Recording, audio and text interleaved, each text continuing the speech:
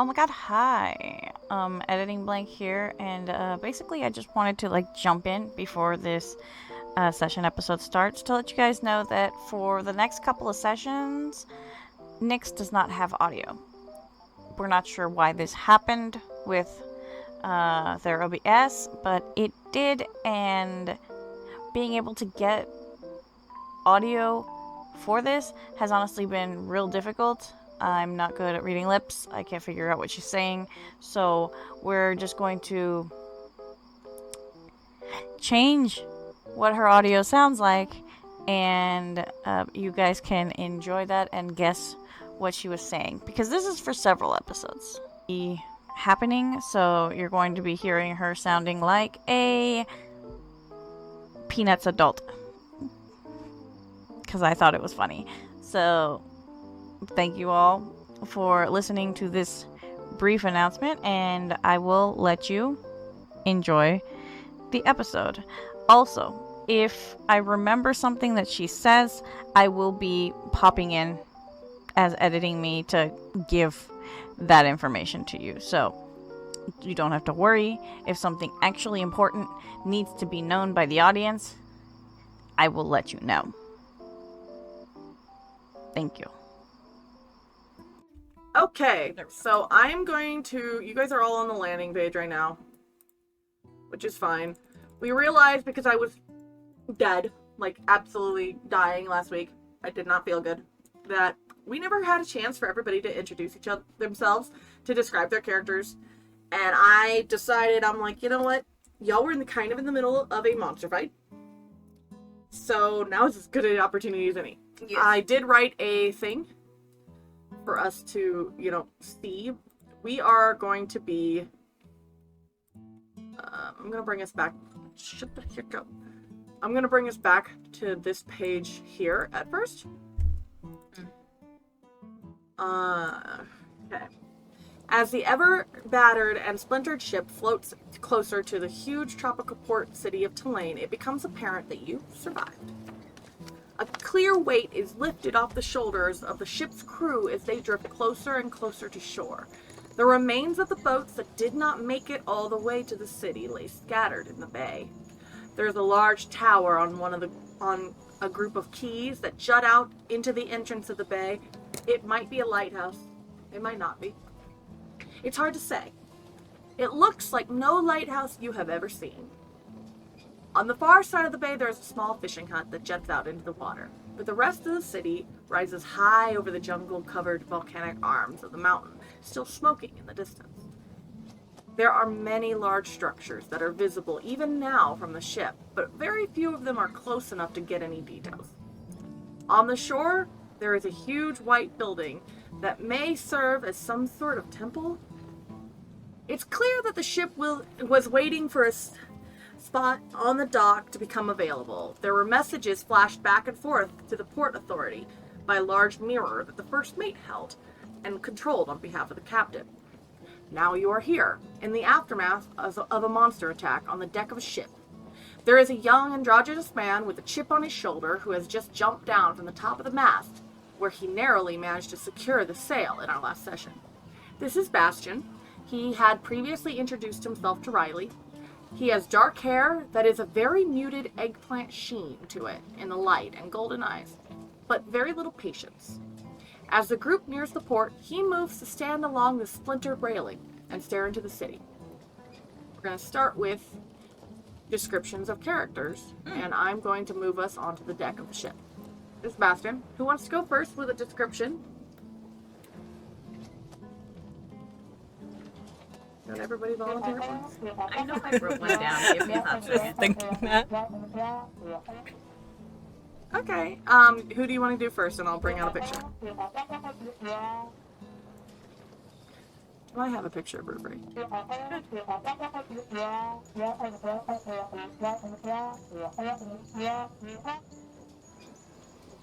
Aha, I have returned. So Nyx was the first person who wanted to describe their character in the campaign. And the character that they're describing is Rivri. Rivri is a Shadar Kai, from everything that you can see, I actually have a better picture than this. They gave it to us recently. As you can see here, Rivri has a mask on. The mask is like white with gold, and then the black areas are where they're completely like open. So like the squiggly wavy line, the big one in the middle, that one is like an opening. So that's where Rivri sees. And as you can see, let me make her picture smaller so you can see more of her. Rivri is, she's got the classic adventurer shape. And she's dressed very much like a rogue, even though she's a cleric. And she has all of the hangy-doos and the belts, and her basic color scheme is very muted. Something that was noted in the description of Rivri is that there's a lot of muted earth tones, even though the silhouette of her outfit is actually like very good. So Rivri is just like a very like calm presence, and just kind of exists at this point in the campaign. But yeah, she's got the darkish skin, and like because she's Shadark High, and the mask is looks like this. It has the rune on the front, which you can see in the other image, and it's a representation of where Rivri came from. And Rivri has longish white hair. Yeah, that's basically Rivri, but there you go. Want to hello, Rivri. Hi, Rivri. You want to do Croia next? Does anybody want to volunteer? Anybody? I'll do Riley. Okay, here, let me bring out Riley then. We're giving you Riley fashion. Stop showing me this. Fashion realness. Realness. We need him lore accurate height next to Bastion. That's hilarious. There you go. You can tell, yeah. I love how you just kept shrinking him. Lore accurate height. So, the thing that everybody will notice first upon seeing Riley is that he's fucking short. He's about 5'1". Oh, he's worse than I thought. He's an itty bitty little bitty thing. Oh, stop. Projection. Even though he is short, like, you wonder how much of what you can see is like him actually being short, and how much is it that everything he's wearing is so long. The like elven robes he's wearing reach almost all the way to the ground. His hair is so long, like it's and loose the way that it is right now. It reaches like his mid calf. Like he's long ass hair, long ass robes. He's got long sleeves on. Like man's is covered up, looks like a priest. And he's probably dying in this heat. He's dying in this heat, probably. Like, he's just like, this was a bad idea, but this is formal wear, And, like, he's not tan, but he's not pale. Like, he's a little darker than you would expect from an elf normally, but, that's racist. His eyes are like a really vibrant violet color. And when it comes to his clothes, most of the robe is like a charcoal black with bright splashes of like a multi-chrome that changes color as the sun hits it, and like a navy bluish underneath with like a golden like long pointed star in the center. You know, he's an elf. He's got the long ears, and right now, as he's standing in front of everybody after all of this that has happened, is his curly Q? Is his curly Q? Not the curly Q, the way Bastion went. Okay. He's Yeah. an elf. He's got the long ears, Bastion. Poing. Because his ears are longer than Riley's. That's true. He's longer than both of the elves. He's got long ears. Yeah. Yes. And, like, what was I saying? Where was I? As Sorry. Riley is standing here, like, after all of the kerfuffle, his face is pretty expressionless. He looks like he did do exercise. He's breathing a little hard. But overall, his face is very calm. Like, it's a practiced, calm look on his face. Like, all of the annoyance of having to run around and do all of the things has totally left his face, and he's just calm, looking the way that one would think a stoic high elf would look. Even though he's tiny.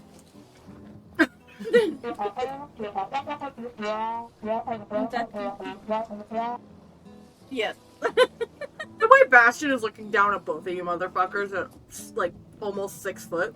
It's like, yeah, you tall motherfucker, so what? If he put on a pair of heels with, like... If he put on a pair of boots with, like, a decent heel, he'd be over 6 foot. Like, even just, like, a pair of, like... Riding boots. Riding boots would do him. Alright, who wants to go next?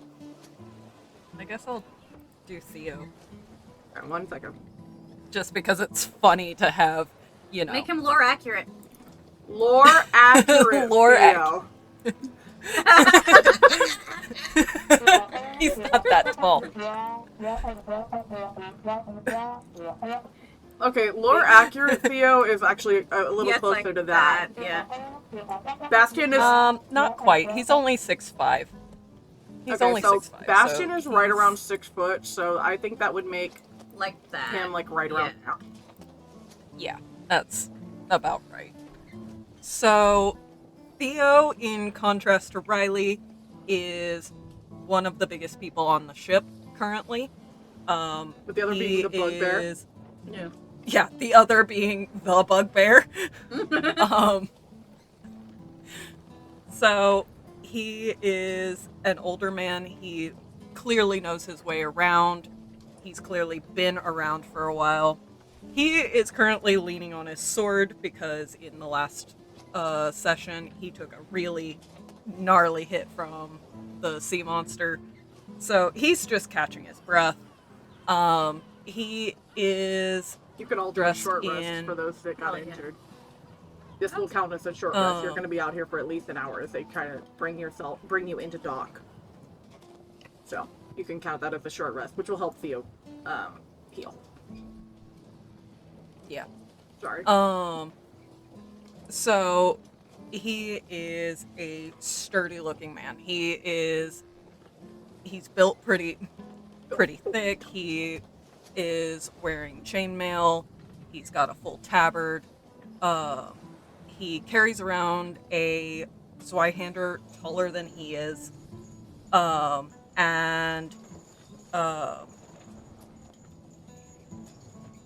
He has tanned skin, but it's modeled by vitiligo. He has dark red hair, which is also streaked by the same vitiligo. Dark brown eyes. He has a very solemn demeanor. He's human, just plain old human. But that's about everything. I have a quick question. How quickly is he going to doff his armor in this, like, you just walked outside and took a sauna? Probably pretty quick. It's like, how long does it take him to doff armor in this sport? Given the fact that he's from a cold climate, pretty quick. And he's wearing, like, 2 layers of insulation that I can see. Yeah. Yeah, He's suffering. Well, Suffer. so he's actually got 3. 3! Because Suffering. He's got the tabard, he's got his chainmail, he has the undershirt that protects him from the tabard.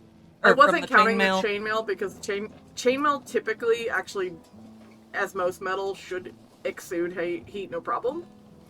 I was just counting the cloth. Yeah, but it's sandwiched between 2 layers of cloth, making a heat or an air barrier. You know, it's fair. Poor dude is not doing well. Yeah, no, he If he doesn't pass is- out again from heat stroke, that'd be amazing. Honestly. he's about to start taking off. At least Takes one round to doff armor. shedding. Alright, who wants to go next? I think it's Croia's turn. Oh yeah. 1 second. I think Croia is up to the point. Doesn't Croia have to, like, ever occasionally roll con? Because it's so bad? Alright, let's do some lore accurate Croia. That should be. Lore accurate Croia. That's actually not that far off. That's actually. Yeah, that's more or less. Yeah, that's more or less exactly how. We'll bring her down into frame so we can see her beautiful face. But, like, lore accurate, she's huge. Hello?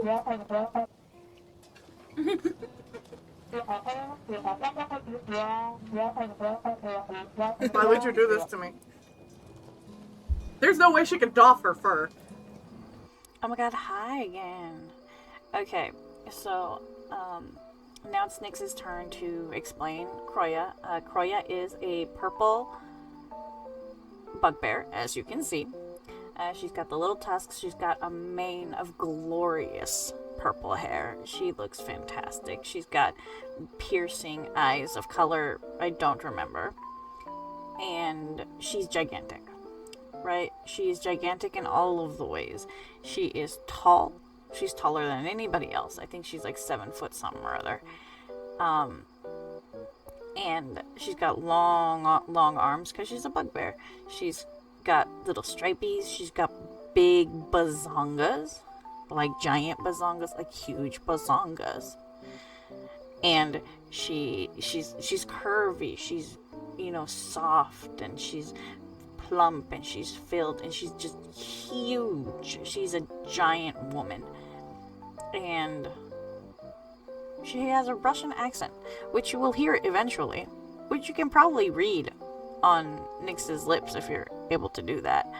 But yeah, she has a Russian accent.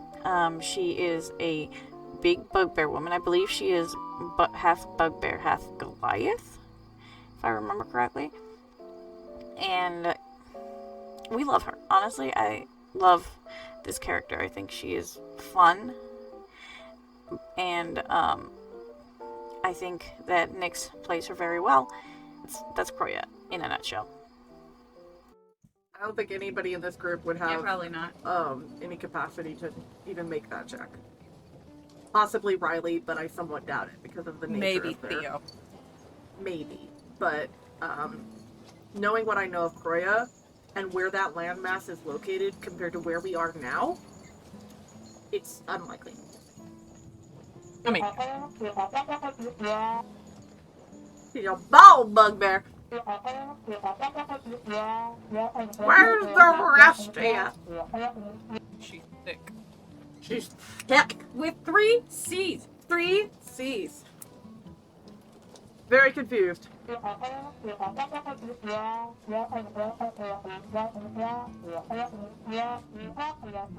Heck yeah. Hell yeah.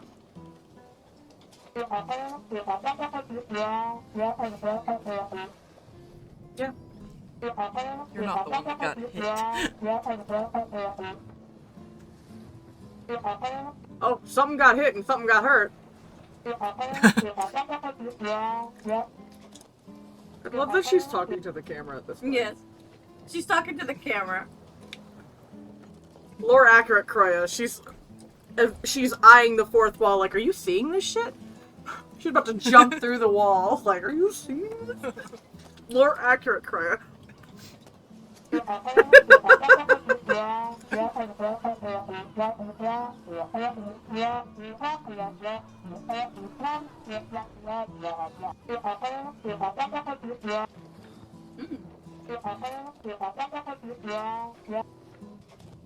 I was hitting it with a 7-foot sword.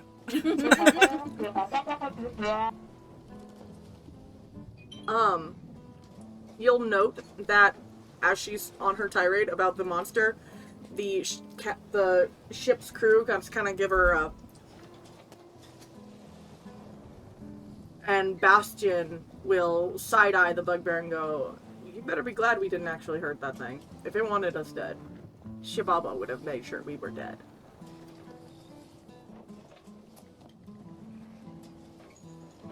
It just wanted us out of its waters.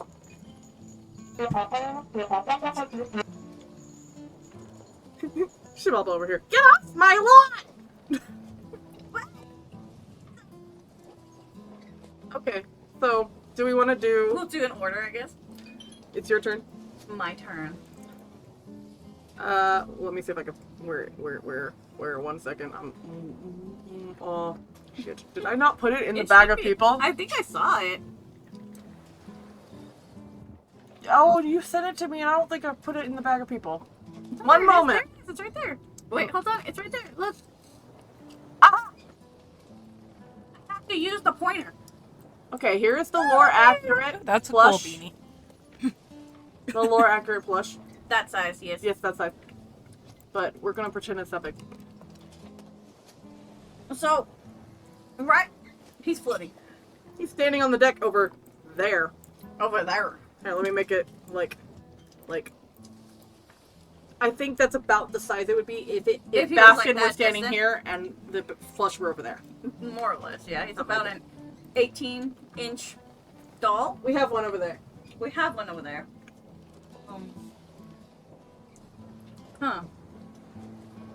Whatever. Whatever. So about like...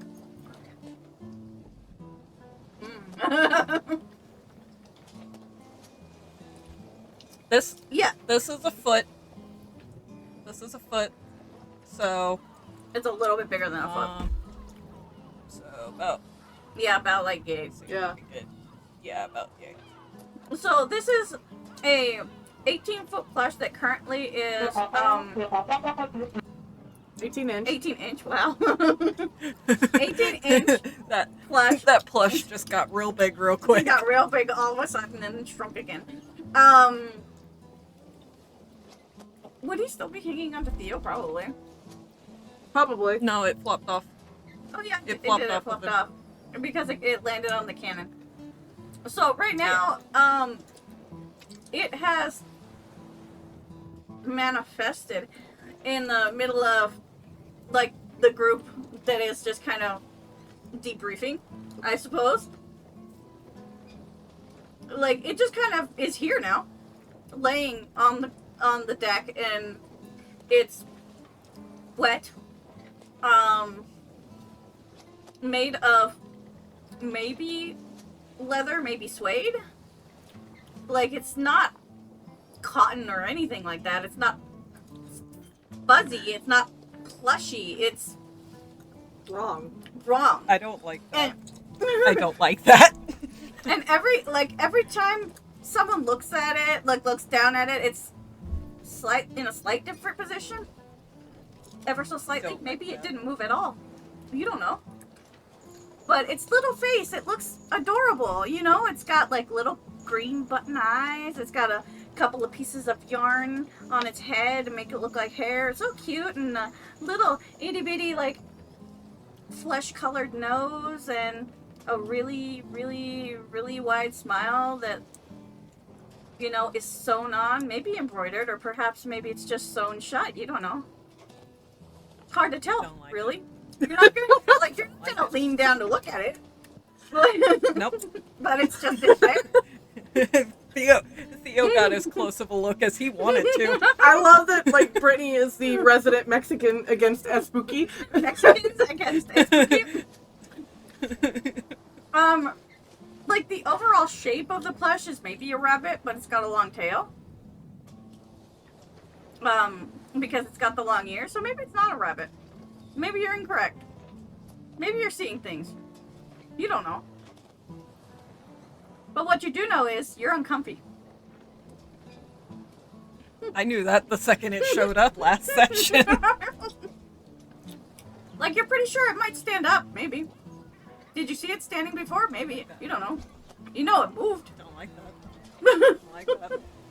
It wasn't there before. That's all you know. So that's fun. So that's fun. We love that. Love this for us. We love that for us. All right. That means that only Martina's left. Yes. Yeah, he is. How tall is Martini? Like 6 foot? So he's like on par with Riley? Riley. He's 6'1". No, Riley, Bastion. He's like a little taller than Bastion. Just a little bit. Yeah, he's 6'1". So they're probably So trying to get his head shape is about the same size compared to Bastion. So they're about the same height. Yeah. Ever so slightly taller. yeah. So the last member of the group clearly does not belong here. He is dressed differently than anyone else on the ship. His clothes do not even look like they belong in this time period. And neither does his weapon. He is clearly holding a automatic rifle. How close are you to Croia? What's our group look like? Like, how close is Martine standing to Croia? He's kind of like standing a little away from the group. He can tell everybody else is talking. He can't understand a word they're saying. Are you holding? How are you holding the gun? How is Martine? Gun has probably been shouldered, shoulder strap back over his shoulder. Croia, can you so do a perception he's not- check? Visual. She's the only one with the capacity to make this check, so I have to ask her. You know, Nobody else. I mean, everyone else can technically make the check. She's the only one who will understand what she's seeing. 9 is really bad. I'm gonna have you do it again because this particular thing you do at advantage. That'll do. She That- did identify last session that she recognized it. Yes. With 16, there's a shiny little bronze sticker on the or plate on the side, and you can clearly read "Spencer Made" on the side of that gun. What? what?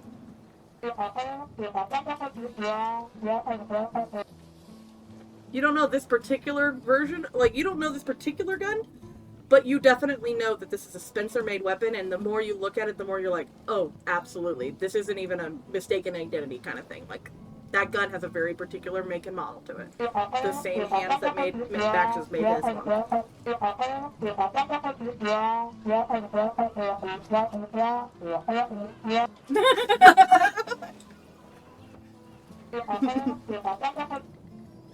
I think this one's a dog. There's already a dog. Speaking of dogs. Yes, Speaking of dogs. there is a dog. After Theo's caught his breath, he's going to go down into the hold and make sure his dog is okay. When he comes back up, Anyway. is he gonna tell us all that there's a giant hole? Yes. Probably. There's a giant hole in the ship. And this dog, for free, you can tell this dog is old. It doesn't take any perception. Nat 1 would get you. This dog is so old that we got attacked by a monster and Tibbs slept through it. This dog is retired. This dog is old. This dog doesn't get out of bed without at least a snack with the gravy kind, you know? Like, he's not. He is bones or no bones old. Yeah, he is not here to help. He might even be hindering the group. He's here, though. He's here and he's happy to be here. Hello. Right, like doggy. Doggy. And also, yes, Tibbs is friendly with people. So you have to go pet the dog. Not- Pet the dog. Can I pet the dog? Can I pet the dog? Get pet dog. Get pet the dog. But anyway. I was Short feeling vision. short. So, Martine Restricted. is clearly hanging back away from everyone else. He is kind of looking around. He looks pretty concerned. And, you know, judging by his clothes, he knows he's not supposed to be here too. His clothes are you can tell that he's wearing modern, They wouldn't know what modern desert means. camo. Modern. Well, modern. The players would know it's modern desert camo. For, like, the viewers know this. For the viewers, it's modern desert camo and it's ever so slightly too small. Okay. Yeah. Just a smidge. Um, Only a smidge. Not that he- much. he is wearing a, tack vest. And he has a lot of pockets. Not many of them seem to be filled. He is also wearing dog tags, and there is a second chain that is hidden underneath his shirt. He is very tan, and he is clearly older, possibly looks older than he is. On passing inspection, he's Yeah. actually the same amount of tan as the entire crew. He's darker than all of the Yeah. newcomers, but he's exactly as tan. He looks like he could blend in, except he doesn't have long ears. Yep, he is also human. He's dark. Yeah, he's darker than Riley.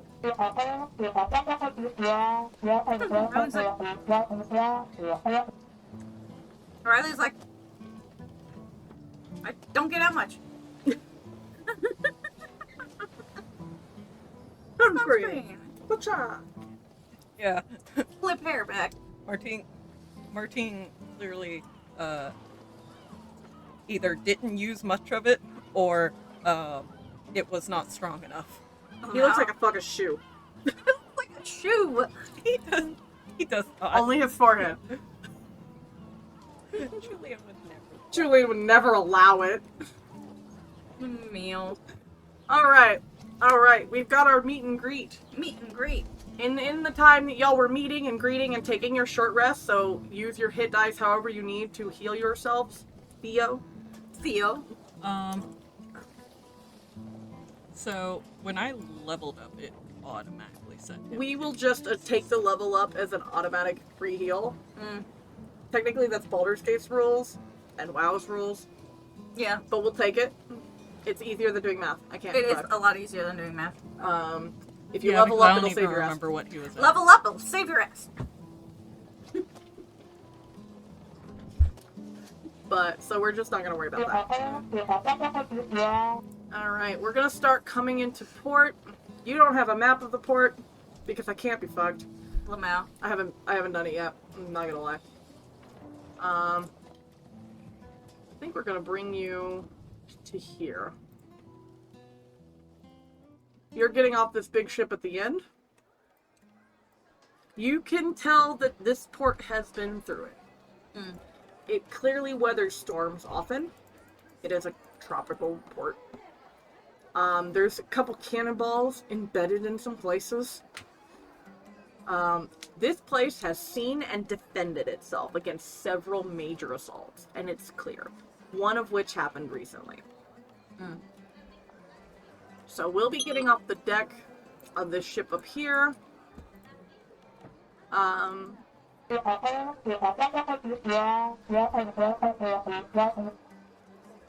The one that goes straight to, decently enough. It'll support your weight. Croia.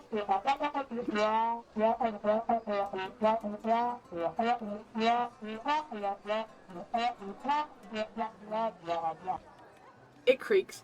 Bastion, I'm gonna heal Bastion. It looks like I didn't. See, I don't use Charactermancer, so it doesn't automatically. We're just Then gonna. you should go up to, We're just gonna treat it as a long rest. Yeah. Bastion's gonna walk over here to the haunted doll and kind of nudge it with his foot. It is nudged. The tail kind of does a around his foot. Does it have the clip on the back of its neck? Yes. Okay. There's like a golden like lobster clasp, like the ones that like. The only way I can describe it, because they're that's the only way they come. The ones that come on purses, you know, the big ones, like the ones that like, you know, those where it's a circle that has a little thingy. It's those. So it's just like it's got that, and it's like yay big, like it's pretty visible. He's gonna pick it up by that, like this. Just kind of hangs. He goes, Riley, What? here. Yeah. Riley's like. Like he holds it out, and it does that thing where it'll start like turning a little bit, and then it turns back against the inertia. And he's like, Are you scared of a plush toy? "Why'd you give it to me? Are you scared of it?" Give it. And Bastion, to prove his honor, has now clipped it to his face. And he shall now basically beat the thing against his thigh as he walks around town. It is weirdly still. He is asserting dominance. He sometimes, if it freaks him out, like knees it real good.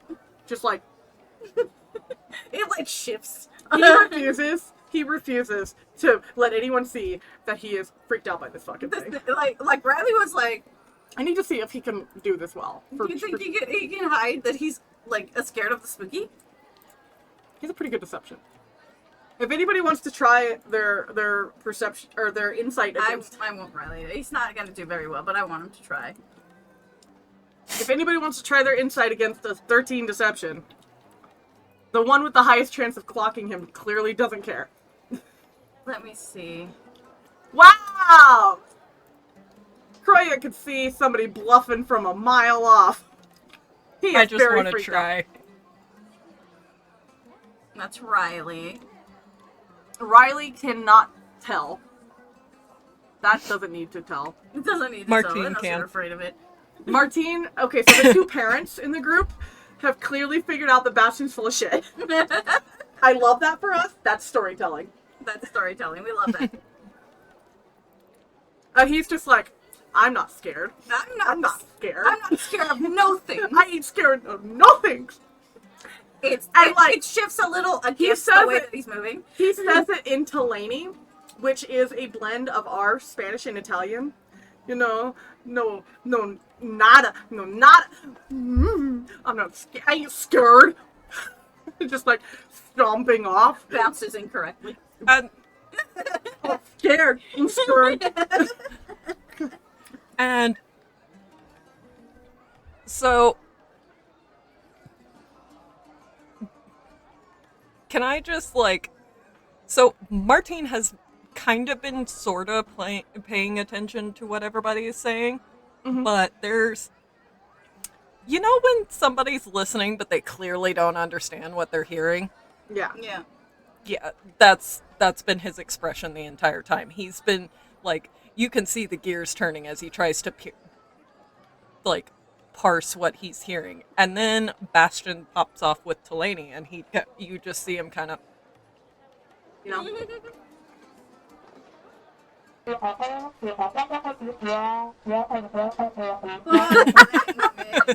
The body language says, "I ain't scared. I am very scared. I ain't scared of no I ghost." get scared of no ghosts. Okay, stand up, because I just realized I needed something.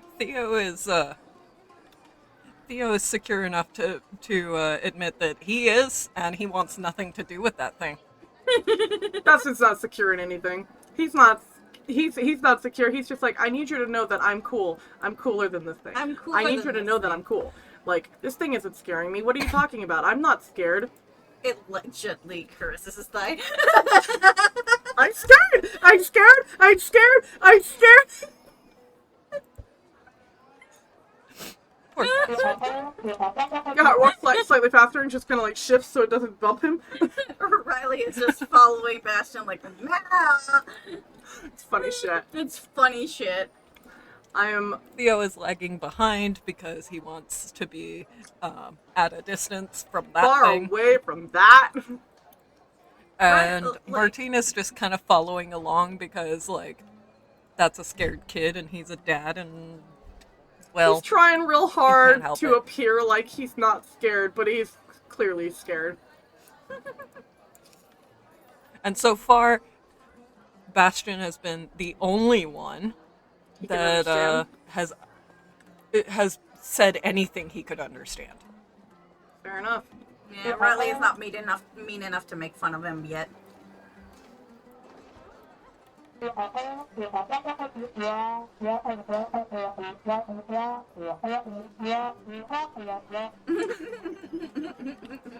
All right.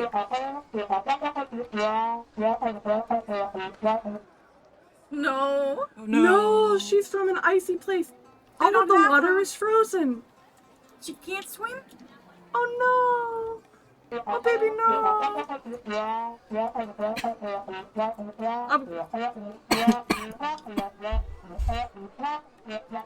Do you know how to bring your own token out, Brittany? You told me, I think, yeah. Yeah, that worked. You had told me, and I sort of remembered. At the end of the pier, like, there's a lot of people around. It is not as empty as this map would have you suggest. Like, would have you... A lot of the things that I have prepared look very empty. They're not. But I have only highlighted the important people, and also, to make them as crowded as I wanted them to, I would have had to, like, make them myself, and who has got time for that? Who's got time for that? So at the end of the pier, as the ship hands pass by, you see a redhead with her hands on her hips, a puff of hair like this, cropped shirt. She is there. She is here. She is just like, hello. And she is waiting for the new people to get off the ship. Off to the side, there's another redhead. Male. Who appears to have long green wings. But they're folded down like a dragonfly. Sophie is tiny. And Ethan's not real tall, but he's tall next to Sophie. You don't know their names. So, who's coming down this pier first? Well, Riley is following right behind Bastion. Yes, so So- Bastion is going, he's over here. He sees this woman at the inn. She opens her mouth to talk to him. He walks right past her and keeps going. And she just kind of goes, okay! Riley's like, oh, that was rude. He just keeps moving. So Bastion is going to disappear. Doll goes with him. Goodbye. Okay. Riley probably stops here in front of this lovely redhead. And he's like, well, hello. Now let me put it on a street view map because I think that would be better. Yeah. I have two things. Street view and we'll do this. This one seems good. You're gonna be here. Beautiful. Market. If there are market stalls on this dock, so we will have walked in far enough. Yeah. And you will have this NPC to speak to. We're gonna quickly do this. Just so that They stand up. they stand out. You've got this NPC to speak to. And this NPC to speak to.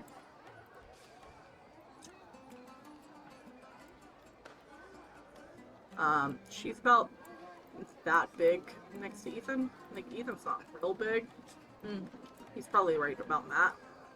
But she's also, like, 5'2" or some shit. Sophie's not real tall.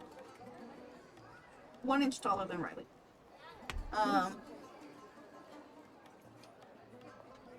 The female has what appears to be ticking cogs in her eyes.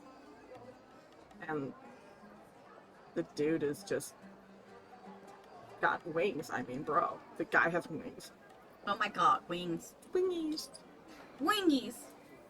And they'll both walk up to you. I mean, since Sophie was closer, probably Riley would talk to her first because she was there. Very likely. So, you are standing on the dock. There are two people here. And one of them is a teeny tiny gorgeous little red-headed woman.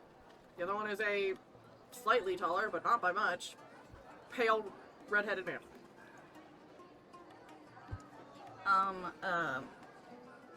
Riley is like, after Bastion walked off, he was like, oh, okay. And he looks over at Sophie and is like, Riley has no idea what her name is, but yeah. yeah, Sophie. he's gonna look over at her and he's gonna be like, ah, young miss, he says in trade common. Trade common being the common that everyone else That is everybody, yeah. That's what I thought. She kind of... Me, yes, me?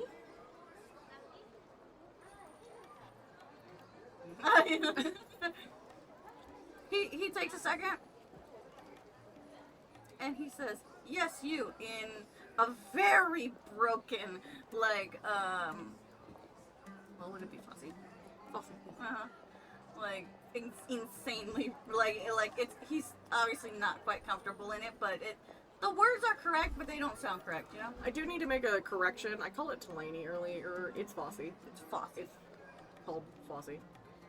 Low Fossy, to be correct. But, so, she goes, yes, hi. It's like, hi. He's like taking a second to find the words. And he's like, could you show me the way to the embassy? Embassy. Official. Yes. What? Just over here. What? And she... I need your papers. Yes. And so like he reaches into like there's like a small bag here. He reaches behind it, pulls out a shit ton of papers, and he's like,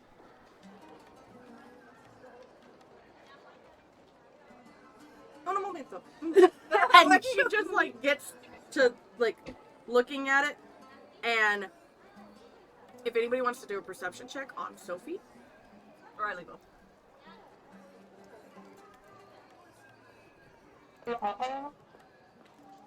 Martine is curious. He will. oh yeah, Because he actually... Rivri wants to know.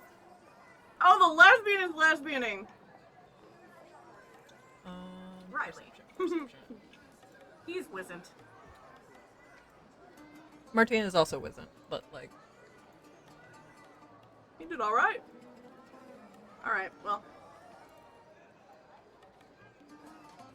Yes. Okay. So I'm gonna go from the lowest to the highest. Riley. She is focused. She is so focused on this book. She is going through it meticulously. Martine. She's like furrowing her brows and being very particular. Like she keeps feeling the paper and everything. Rivri, there seems to be some kind of issue. And Croia.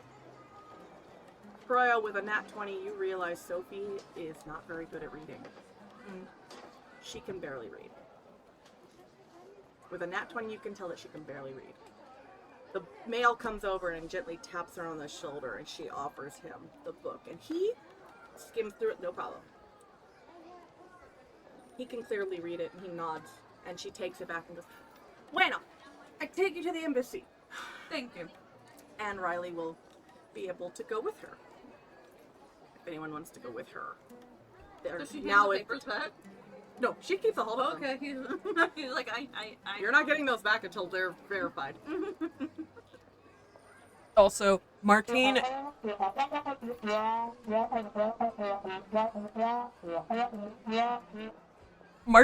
is paying particular attention to the guy. Like, and he doesn't look suspicious. He looks confused. Rivri, when you approach Sophie, she'll ask. She'll gonna. Hola, Bella. Papers, please. And depending on how good your Fossey is or isn't, whether you recognize the word papers, but she is making the same book motion she made for Riley. If you look confused enough, Riley might help. Yes. You can always ask the trusty rusty interpreter.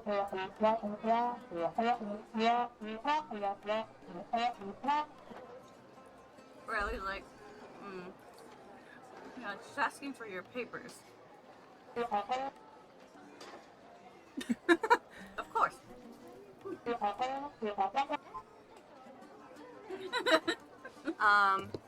Sophie will just immediately hand them over to the man, who goes over them. I'm gonna need a deception from Rivri. Because the way he's looking at Rivri, even through the mask, that man has not blinked, made eye contact with slits. Rivri. She's not used to hiding her face. She is not Shaw, but she gets advantage because of the mask. Try him. Hey! After a very long stare, he kind of shuts the book, hands it back to Sophie, and nods. She sticks it on top of all of Riley's books. She is not giving it back. And then, who else is going? Theo's probably going to sidle off with them. And She gives him the same question. like he clearly doesn't understand, but he's seen two people provide papers, so he like as he's stepping over, he's pulling out his stuff. I think she opens her mouth to go, oh, okay. Gracias. Thank you. And just like, kind of gives him a once over, just immediately hands it, just kind of does one of these. No. Anyway, the man looks them over, kind of looks confused. This is really way outside of their usual mercenaries, but eventually shuts it and kind of nods and hands it to her. Onto the stack it goes. If anybody else gonna try and go with Sophie.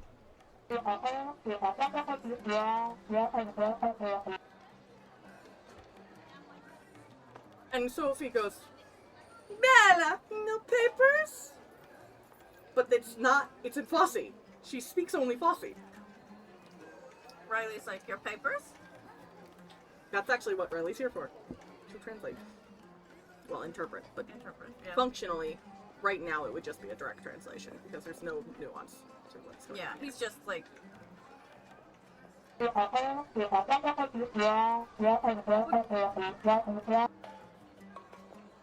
Whoa, Shababa. Okay. And Ethan gives her kind of a side eye. What?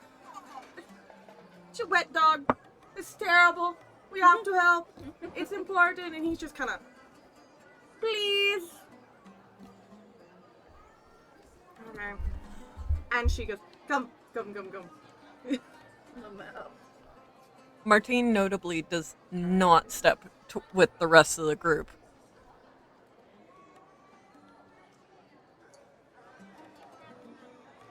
Ethan, well, you wouldn't know that his name is Ethan, but his name is Ethan.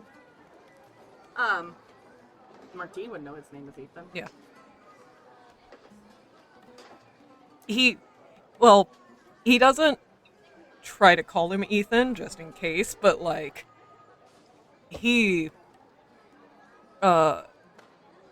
looks real confused by Ethan's presence. he just kind Just kind of like. You go. and like he steps over and starts speaking what kind of sounds like Fosse. And he's just like, look, I got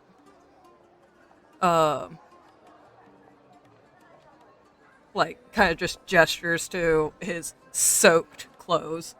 And it's like, look, I'm a little bit lost. I think I might have ended up on the wrong ship. Could you help me find my way around? I do not have papers. They were gestures again at the at his soaked clothes. So I'm not bothering to hide it. I need you to know what Ethan's modifier is on his insight. That is a 23. Martine, being a stranger in a strange land, you want to see if that lie lands? Sure. You attempted to lie to the wisdom class. Martine, how could you roll so low? You have a 7 to. And you have advantage. He has. And you have advantage. He has double proficiency in deception. Not against Ethan. That's so funny. I mean, he just rolled low. Even like he probably could if he had rolled higher. He rolled a 6. No, wait. 7. No, 8. My math is good. I can math. I can math. Yeah. It'll just tell you if you hover over it. Yeah, I could have, but like.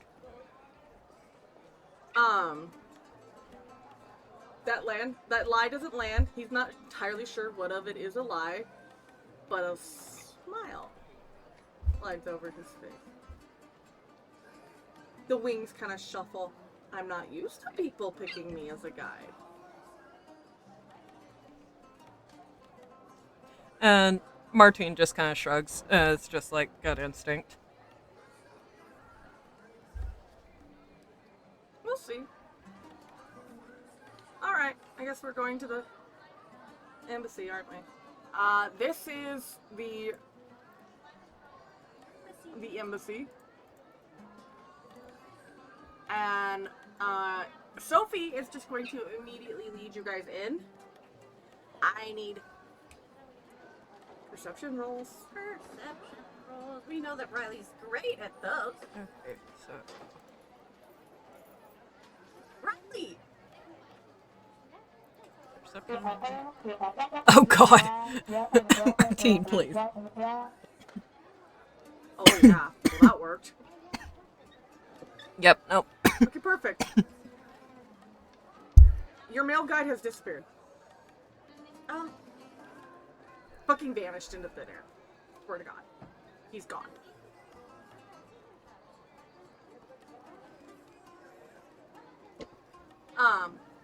This is the embassy. Sophie opens the door. There's clearly security on the inside. Just dude, some armor. As you go in, she hands your papers back to you in the order she got them. And goes, "Ciao! Adieu! thank you so much. Thank you!" And she's going to wait outside for you. Riley's like, well, There are a couple of different offices. It looks like the embassies for every different place are all in this building, an office building. It's not like in some other countries where they have their own place. No, you could tell that this place is crowded. The city is crowded with people, and in an interest of saving space, all of the embassies are all here. There is notably no embassy for Rivri. And when you get to the High Elf Embassy, this is the person that you meet.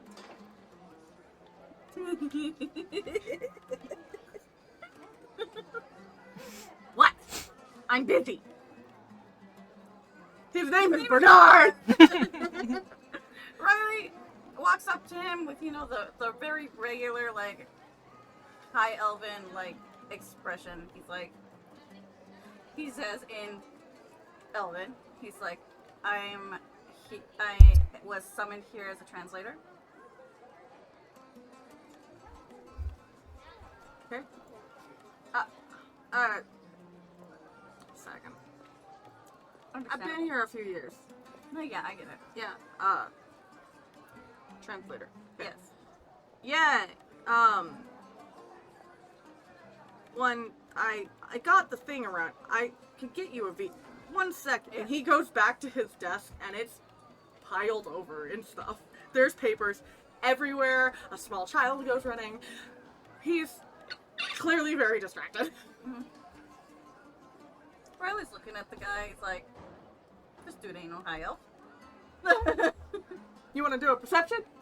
Riley, you're not You good do it at at an advantage. All right. Basically a giveaway. Even if he does poorly, he'll get something. It's actually not bad. No, you can tell that this is no high elf. He's not even a wood elf. This is a coastal elf. He's like,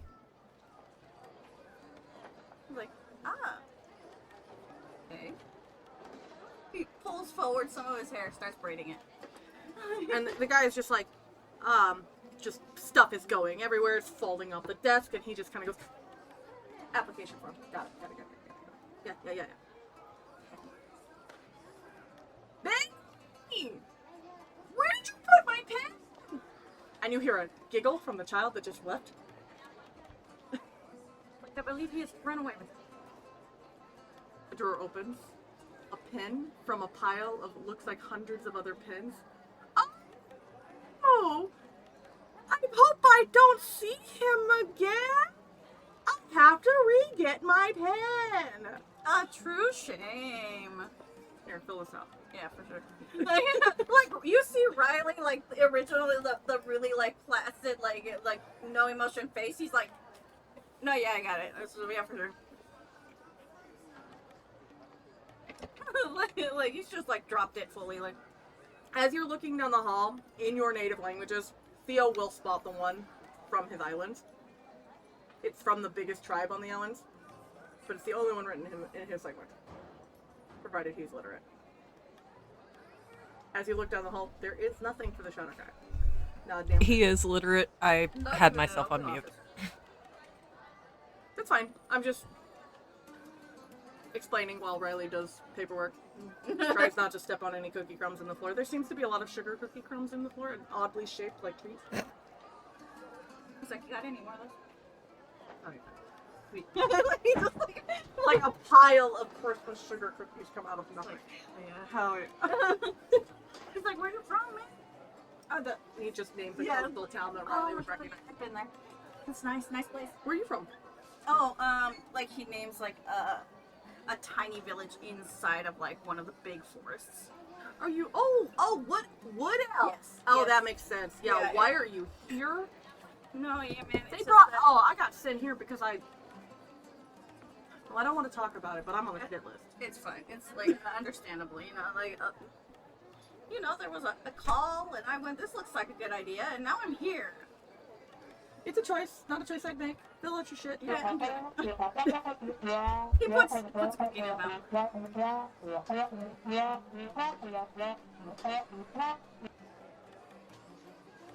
What?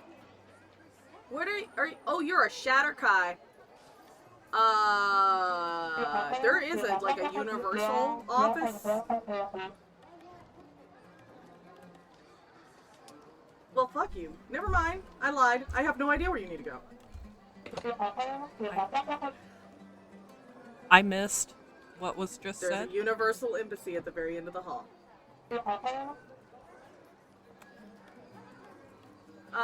What basically happened was Bernard absolutely butchered Shatterkai on purpose because he's a coastal elf. He's got an accent, not a lot, but a little. And she decided to sass him, and he went, "Well, fuck you. I have no idea where you need to go." Yeah, that sounds about right. Yep. She realized that was probably not the move. He is many things. Old, tired, and big dad energy. There's no place for Shattercry to go except for the general office at the end. It in Trade Common says all others. There is one in Theo's, at least language family, probably not his particular dialect, but his language family, that denotes his islands. Yeah, and he's pretty self-sufficient. He sees it, he starts walking over there. There's nothing that Croia would recognize.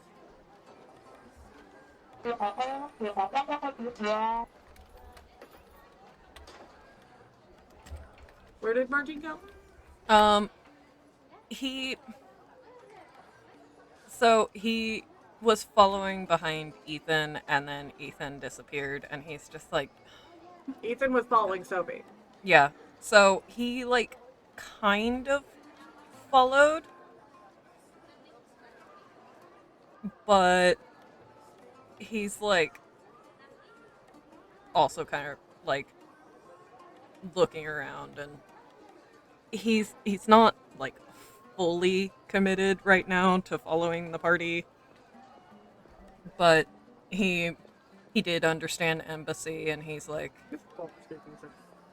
I should.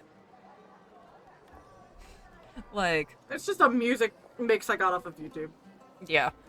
It's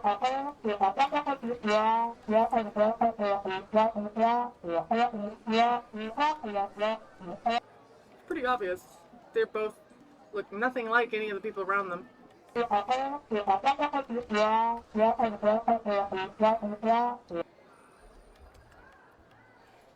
It's less that he's confused about where to go, because, like, he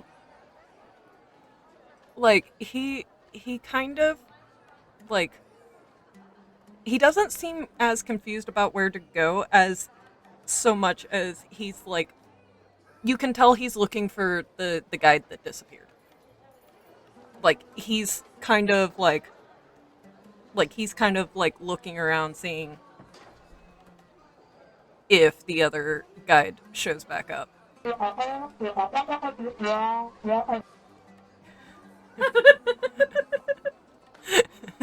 mean, like... I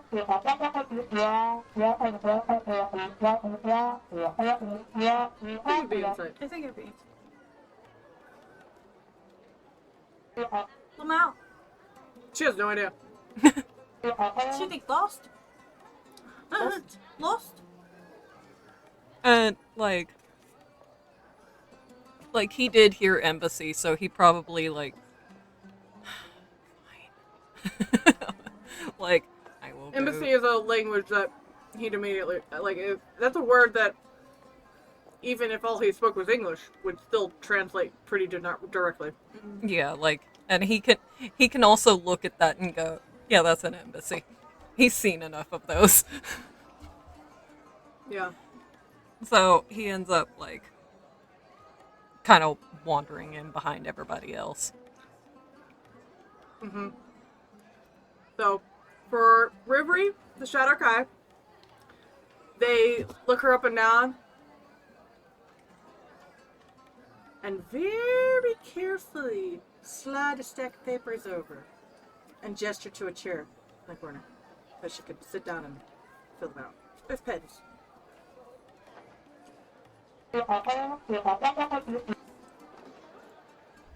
They're not asking for a whole lot. They're generic forms versus the pile of fancy forms that Riley got.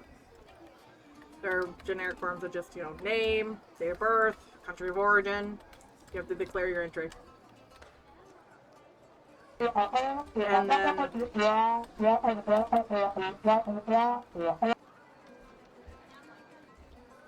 Okay.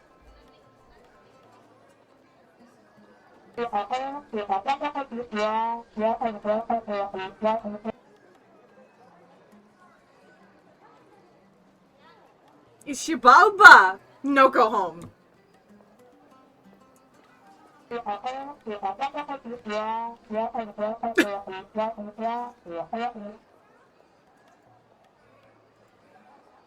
For Croia, they look up, they look up, they look up, they look up, they look up, and then they go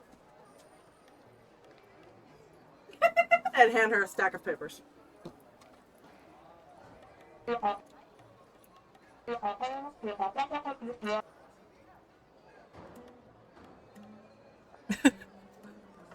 They're kind enough to hand her a jumbo-sized version of the form and a big pencil. That's hilarious.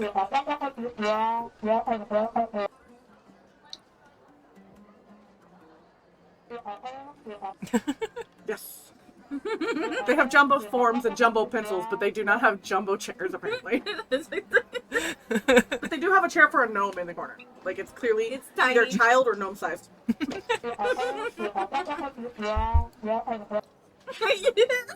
So they can be eye level. It's very important. It's very important, you know, respect.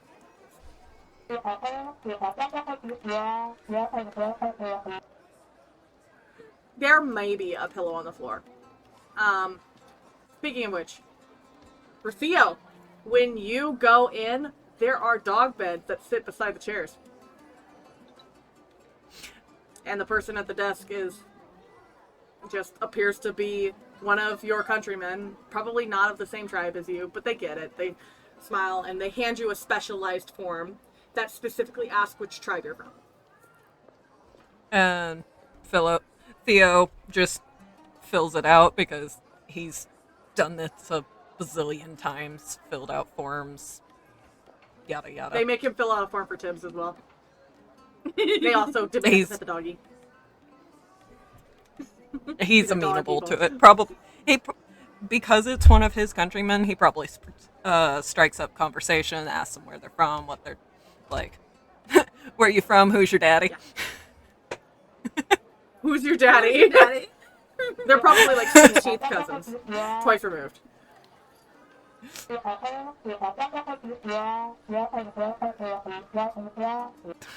Good boy or good girl? Yes. It says large or extra large. Because they're all monster hunting dogs, so the large or extra large. Nobody takes a tiny dog, not from this island. Oh no. No. Tibbs is probably one of the smaller ones. Yeah, but Chihuahua. They're dangerous. yeah, but a Hi. dragon isn't. A dragon is just gonna go. I believe in them. I believe in that Chihuahua. The to get the Chihuahua job will do done. the job. The dragon just Nipping at ankles. camera. Blink. I had to figure out where the fuck my camera was. Anyway. So, Martine, what's your plan? He probably just finally sidles up to where Rivri and Croia went because, like, he knows he doesn't belong there. I need everybody to make a perception check that is in the room with the other crowd. So that would be Croia, Rivri, and Martine. Okay. Martine actually doesn't have to make this check. Oh, okay. Croia, Rivri, neither of you know what happened. You just know that out of Martine's shadow steps the man who disappeared and goes, "Do you know how to read that?" And Martine doesn't seem surprised by this at all. Like, he kind of just, like, looks over, and he's like, oh, there you are. Like, he doesn't seem bothered by it. It seems like he's used to somebody just popping up next to him.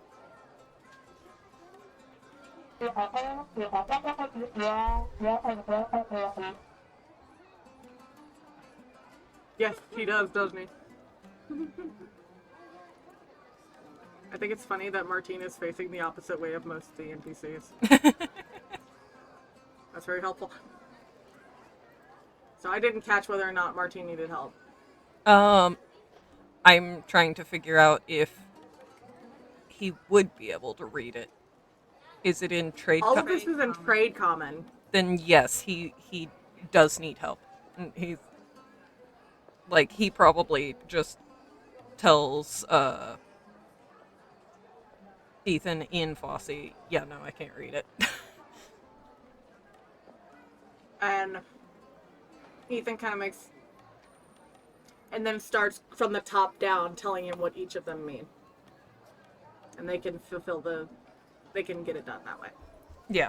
All right, back with Riley and his stacks on stacks on stacks on stacks on stacks of random paperwork he's got to get done for the high elves. He has Because to be like, it's like, why do you think I have somebody? You need another pen?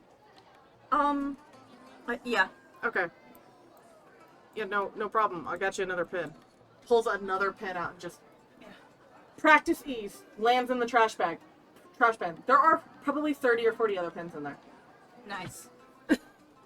Continues just. The bureaucracy of the high Look, elves. you're filling out like not even words, it's numbers. You're like,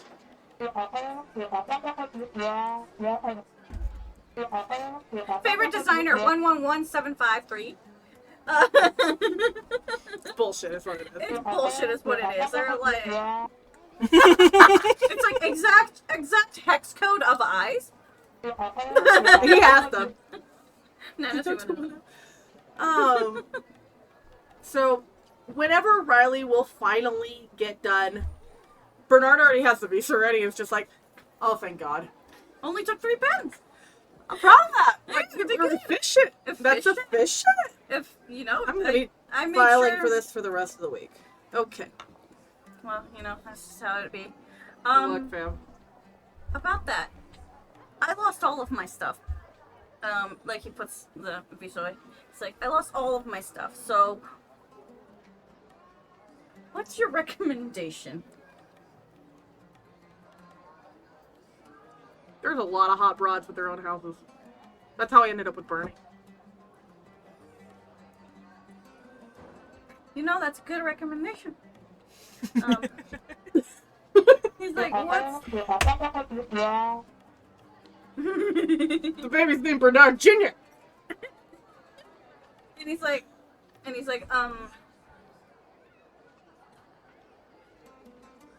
difficulty level? On the floor. Noted. He's like, They okay. do not like you, though. They're just here for the leg. You know what? So am I. He's like, all right. So I'll figure it. So like I said earlier, I am the interpreter that was like hired. Yeah. Where do I, like, they said that I would be met, or that they would let me know where I would be working, I assume. I didn't get word. But that it's not unusual for their government. I mean, let's be honest, the whole place is run by a bunch of kids. So, your welcome crew is about all you're going to get for welcomes. Okay. But you, being an interpreter like you are, probably working at either the ministerial house or the parliament. So, Okay, Good so luck. I'll have to figure that out then. yeah. If you need help, like real help, the lighthouse in the harbor. Them boys are fucking weird, but they will help you. Noted. I'll keep that in mind. I wish you luck with work. Thanks. Yeah, you're Good gonna, luck with all of the ladies. you know. I'll do my best. They're fertile. I'll try not to do my best. Like, you sneeze on a roan and they're getting pregnant. Good luck with that, bro. How do you think I ended up with Bernie? I didn't know that. Oh. Now you know that. No, I know that. You're welcome. Okay, yeah. That's my mind. He's like, There's a reason there's kids everywhere here. Like, everywhere. You know, the I children thought, are you everywhere. know, I didn't want to mention it, but there are a lot of children. Okay. Okay, well, Get the hell out. I bye. gotta work. Yeah, go on. So, Riley has been dismissed. He can go down the hall and pick up everyone else. Theo, yours was super easy. You had like a page like a half a page of paperwork, and the most of the page was taken up by Tibbs's paw print. That was basically all you did. You didn't even put your own handprint on there. They wanted the dog print for your official seal. Don't ask questions. Theo never, he's probably used to that. It's probably something that's very common among his people. You have to re-register your dog if the one dies. Luckily, they have a very long lifespan. Yeah, like...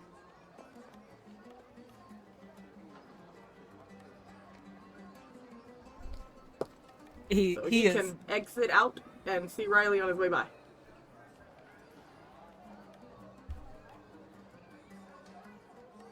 You notice that mercenaries get their shit pretty readily here, as long as they have their own embassy. Next room. Everyone there is still waiting. Who got done first? Does anybody want to like roll bets? Like roll how fast you got through the paperwork? It's a dex check. A dex check.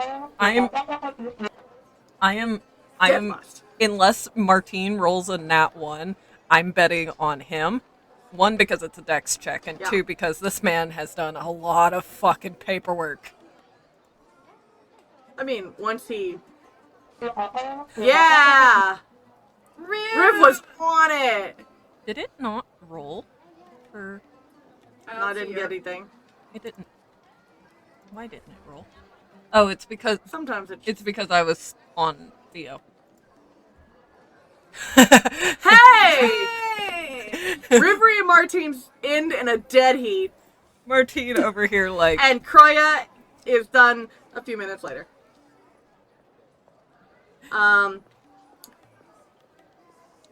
Martine's will be handed over first. You are pretty sure you heard Ethan say, Saint Florent. But I mean, you might have mistaken. But you're pretty sure you heard Ethan say Saint Florent, and you got yours done. Croia, despite turning hers in last, got hers next, and it was jumbo-sized. It's a jumbo-sized visa. That's funny. It has a very crude drawing of her, but she's smiling. They cannot make pictures big enough to be her on that card. The card is laminated with packing tape. They had to make it in the back. It was a project. Children are doing it. It was a project. Yes, you're pretty sure that the people behind the desk are like 16 or 17, and their helpers do appear to be knee-high to a grasshopper. But they are doing their best. It is a blue likeness. It's not an exact likeness. It is a class project. It looks wonderful. It looks wonderful. It's made with love. You'll notice that Martine's did not have a picture. They did not try. But hers, they made a smiling lady with a blue face. That's adorable. Now, Rivri, you are getting asked more questions. So, we're going to see how long this takes. Lamau, can Riley walk in and be like, oh, she is struggling? If he wants to be an interpreter, he can. He would have to volunteer his services. Yeah, he'll be like, you know, we helped, you pulled me out of the water, alright, like...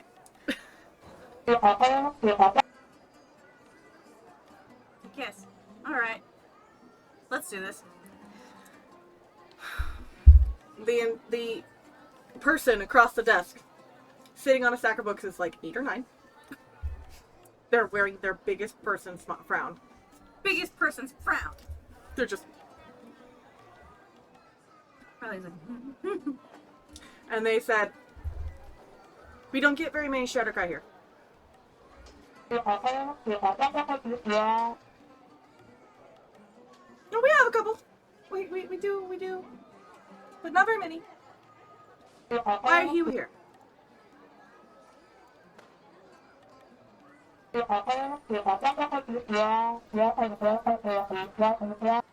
Dying. That's the way I would go. Personally. Oh. But you're here. That sucks.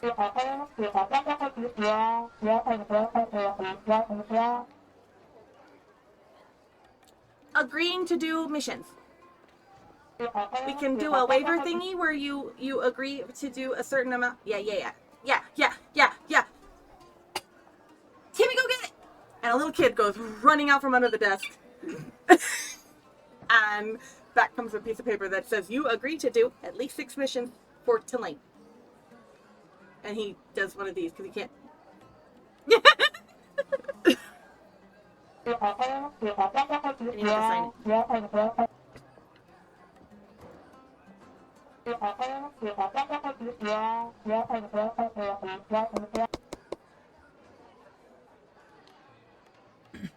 And he looks at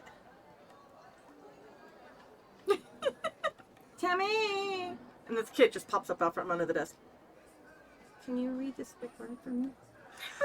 Big word for me. And between the two of them, they make sure everything is filled out correctly, to the best of their knowledge. Riley will lean, and Riley will lean over and help.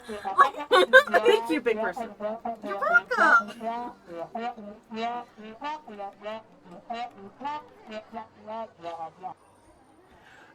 They don't know how to read that. They have said it wrong like 4 times. Riley tried helping. It was hard. They did thank him as a big person.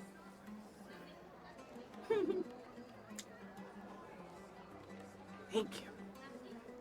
Very nice. And then they come back with a card that looks official. The last name is misspelled, sorry.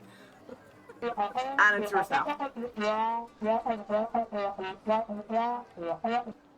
It's Kurabashii because for some reason they keep saying Kurabashi instead of Kurahashi.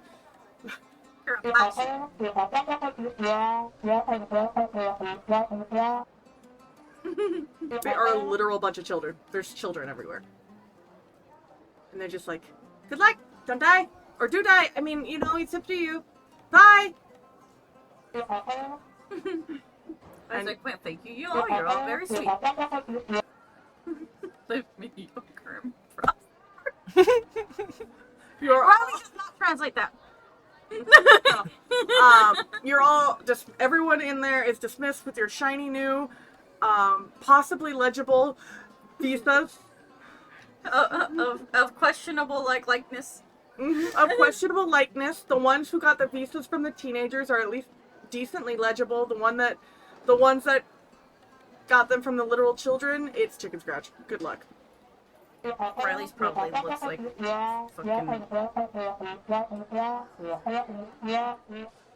Yes.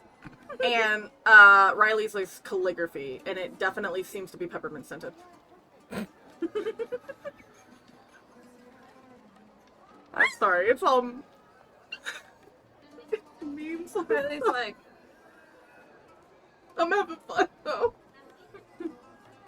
He's like, yes, fucking high up. Agreed. Down the hall. Fucking hot house. Yes! It's like, fuck those bastards and their tasteless food! Ah! He said, fuck those bastards and their tasteless food. And you hear Bernard in the back going, right? It's like, I have some other lemon bread. Do you want to hate it? No, throw it into the sea. No, don't do that. That's a crime against the force. Yeah, no, we don't want to. No, I'll keep it. I'll eat it. I'll eat it. Yeah, it's choice. Good luck. You could blow away on that shit. Yeah. So, you're all realizing that elves are not a homogeny.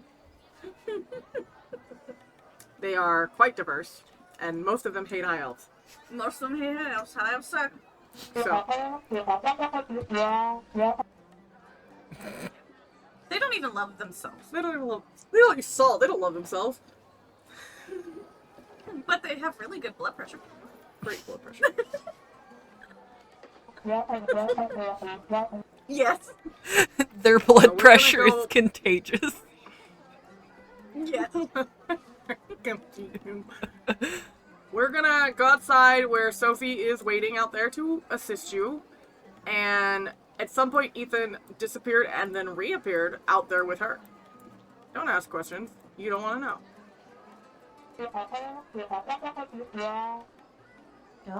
Okay. So it's been 2 days, and I got one of the parts done. As you can see, I'm on part 2 of 3. It's supposed to be 4. It's part 3 of 4. That's what I can read. I listen. It's been a long time. I'm tired, and from here, there's still a lot more to do. I'm not sure if you can hear, wife, but. But yes, there's still a lot more to do, and honestly, at this point, I'm like, yeah, the Peanuts voice is hilarious, and I love it, but also I do not have the time, the patience, or the desire to continue to do it. So Nyx is just going to be silent from here on out for the next. Is this 2, 3, 4, 5? That's the first of 3 episodes of 3 sessions where she's doesn't have any audio. So no, it's 3 because it's 2, 3, 4, and 5. No, is it 5? I don't remember. 5 also doesn't have. You know what? Yeah, she's just gonna be silent. If you can figure out what she's saying, great. It's like, if there's a note that needs making, it will be made, and it will look like this. So, yeah, that's the way it's gonna happen. I don't know. We'll figure it out. It's a lot, and I'm tired. No. But they do have great ventilation. There is just kind of a breeze that seems to naturally shift through the building.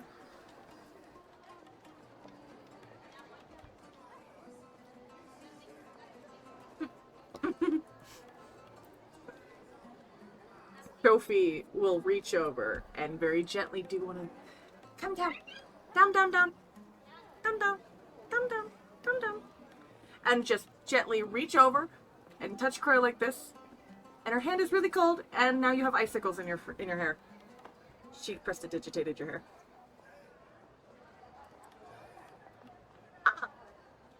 I'm. She says you're great. Thank you. She said thank you. It's He like, did that's not the say last she was time- cute. He just said she was great. Yeah. So, she's just like, tour? Tour? Tour? It's like, sure. And Ethan is just like, no. And starts to And walk off. just leaves. Martine just kind of like turns and follows Ethan because like Well, So Martine and Ethan are going on a soul-searching trip together. Glorious. Love that. Love that. We'll catch up with them later. That means the party is going with Sophie.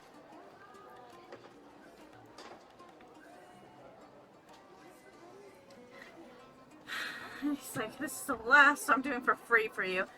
And he's like, you couldn't afford me anyway. Ma'am. He goes, ma'am. I'm too old. I'm too young for ma'am. Oh, I'm sorry, miss. What's your name? I'm Sophie. Sophie Riley. Nice to meet you. Nice to meet you. Your name? It's a Croia. Croia. Croia would like to know where we can find food. Money?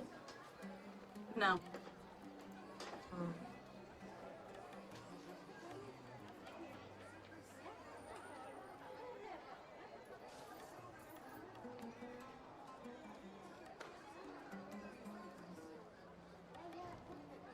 I don't know.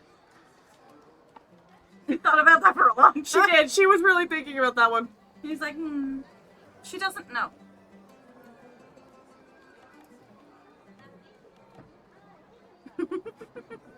He's like, we might find out.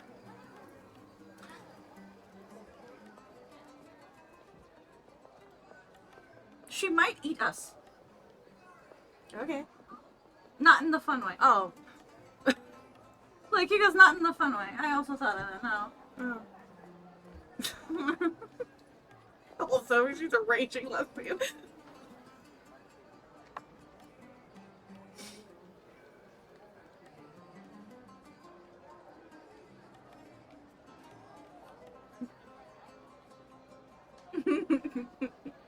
Okay, so for a second, we're actually going to pivot. I can watch this. She's like, ooh. She says, "What's this?"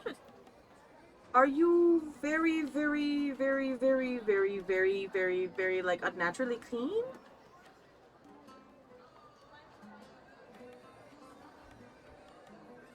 Yeah, we're Yeah. just going to assume that Riley is doing the interpretations here.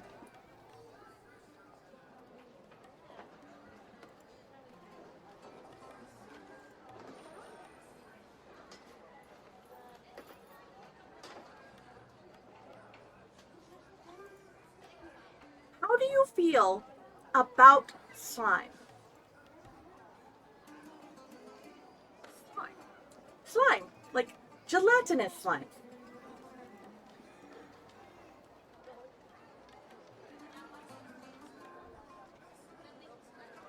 That's not what I was asking. But she's not doesn't have a problem with it though. Okay! We're gonna take a quick second and run over to the other group, which is Ethan and Martine. Mm-hmm. Ethan is guiding him through town. Mm-hmm. There are a lot of children. Like, for every one adult, there's probably 3 kids. Martine would The ask. population is mostly children. Martine would ask, why there are so many children.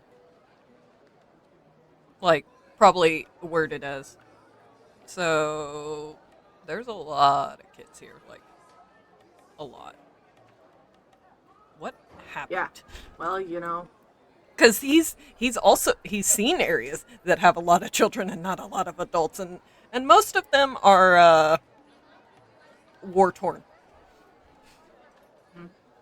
You can tell that all of these children are exceptionally clean. They all have clothes that are mended, and none of them seem hungry. Even though there's a lot of them. They outnumber all of the adults. And he just kind of looks at him, he's like, you did not get briefed before you came here. No, I didn't. Okay?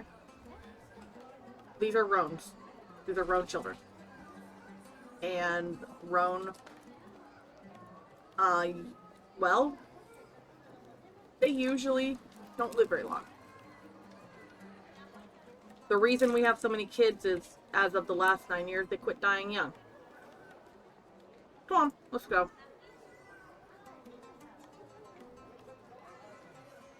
None of the children, predominantly, most of these children are 9 or younger. With very few exceptions.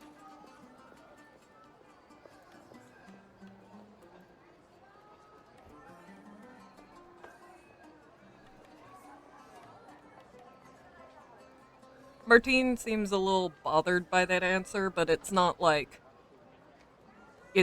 something that, like, he doesn't like Ethan's answer. He just doesn't like the situation. Ethan's wings shuffle in a way that makes you get the feeling that he probably doesn't like it either. It's just the way that it is. It's just the truth. Yeah. So, I was going to have the parties converge. They're all going to kind of converge a little bit early. Because we're going to the next place. Which ends up being... You're going to go down a couple of streets. Like, we're going to... Let's pick this one. You're going to go down a couple of streets. What is happening? And Ethan is going to duck into a door at about the same time that Sophie and Co. come around the corner. Riley's gonna be chatting her up. Good luck. Like, not like in a sexual way, he's just trying to get information out of her. Well, they come around the corner and they're gonna head into a door. See if I can find it. And we're gonna be in here. It is a restaurant. You can smell something bubbling in the back. It smells good. It is impeccably clean in here. There's not a speck of dust on any surface. Impeccably clean. Ethan walks in. He sits down and goes, and out from the back comes, oh god, it's gonna be a little awkward. 1 second. The person that is clearly making and serving the food.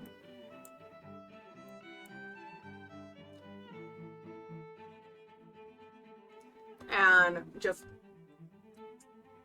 says something in what sounds like burbled speech, almost like gurgling water.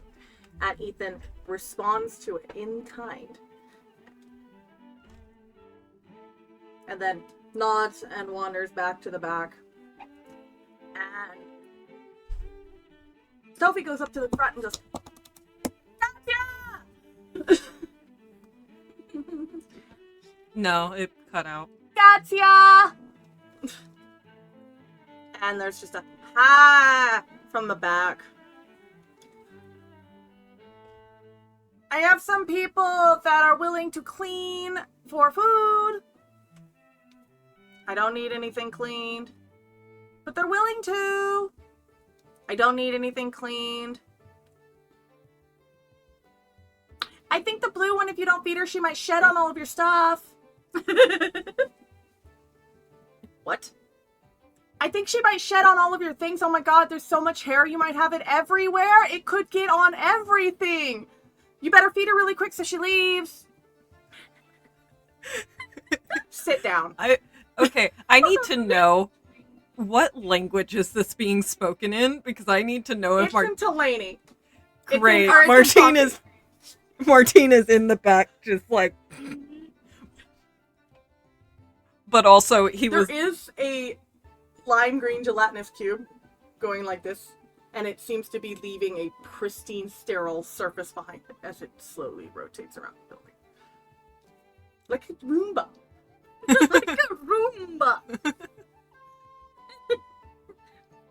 A bloomba. A balumpa.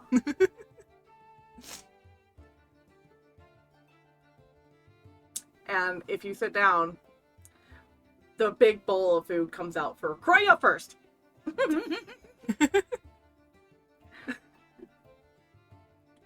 And everyone else gets a bowl. It is simmering full of seafood. It's a rich broth with thick noodles and underwater vegetables that you've never seen before. And it smells so good. Everyone is provided chopsticks. In no uncertain terms, Sophie gets the meanest mug. If looks could kill, she'd have been on the other side of the planet. She'd be buried so far.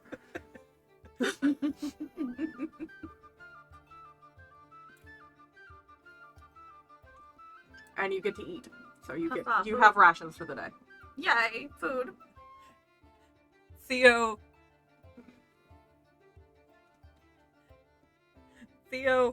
clearly is not used to chopsticks. He's like sitting there looking at them like, how the fuck do I use those? Martine, on the other hand, has the bowl like up here. Like he's holding it at chest height, and he probably said thank you to Katya as like it was set down, like very polite.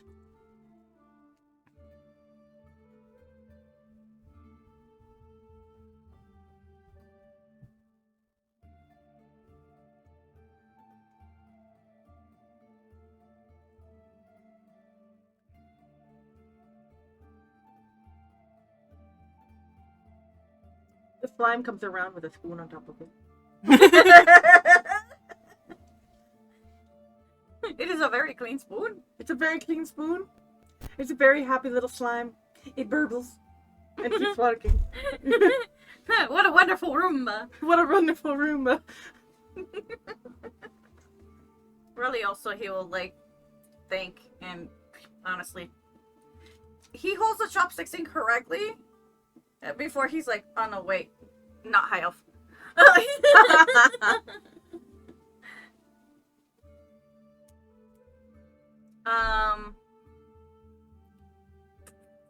Maybe. Very likely. We can have you guys. Yeah, let's put ourselves at the table.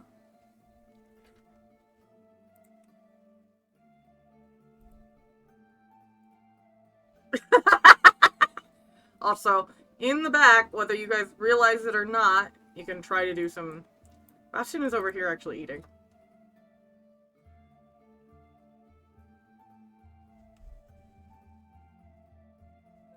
Do we need perception on that, or? You can if you like. It's a pretty decent perception. You're gonna have to do to find that. Let's see if Riley can do it. I just want to see if I Martine. do. I just want to see Let me if roll Bastion's. Martine is. He's wizened, but you know, I'm curious. Oh my god, Riley. Food is good. Food is good. Martine I don't have is him togglable. wizened. 1 second. Wisn't. Theo is also wizened. Advantage That's for- hilarious. Okay. So far, nobody has spotted Bastion. No. Oh, oops. I need to. The People. doll. The doll clearly knows where Bastion is. Little hand. Doll's Yes. on bench, but little hand comes up over the table. Martine can be over there. Bastion, is narrowly avoiding a frightened roll and offers it a clam. And it's just like, choop.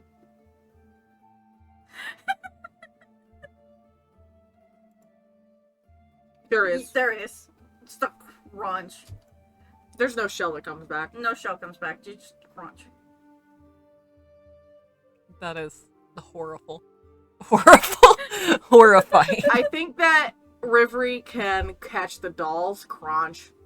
In fact, I think all of the 10s can catch the doll's crunch. So Riley- Croia and Riley are just fully in that food. Just in it. Like, They're in it. it's so good. That crunch echoes, man. I'm just.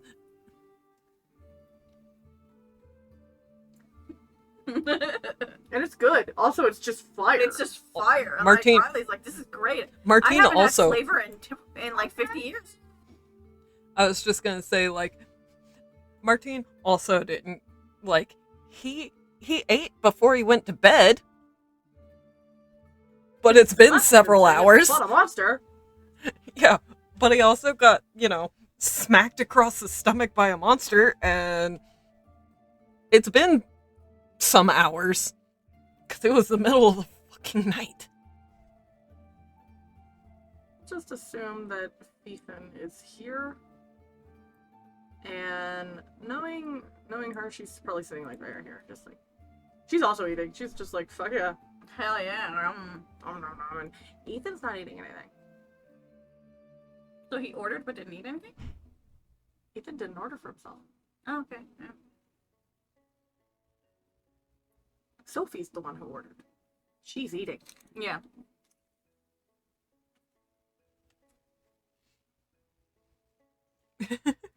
Hell yeah, ordered she did. food. She absolutely did. She was like, I think the furry one can provide me some leverage here. Probably like it's like scratching everything. So, you guys gonna just eat and then get moving, or because she will ask you like, what do you want to see about the city? Like, what are you interested in? And unfortunately, the interpreter here is kind of on duty. He's just like, Although Martine can understand her. he's Yeah. like between bites, he's like, what are you guys doing here? Martine cannot translate though, because he doesn't speak trade common. Or any common, for that matter. Awkward. Awkward. Awkward. After a period of a few weeks, you guys will all be able to speak the same language. But right now, whoops.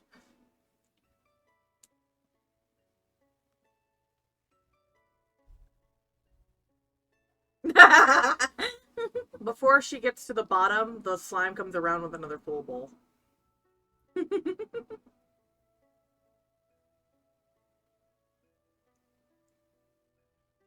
Thanks.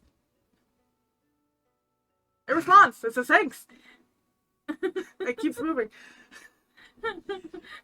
Theo over there. Did that slime talk? Did I imagine Riley's that? like, Did that slime talk? Yeah. No, it talk.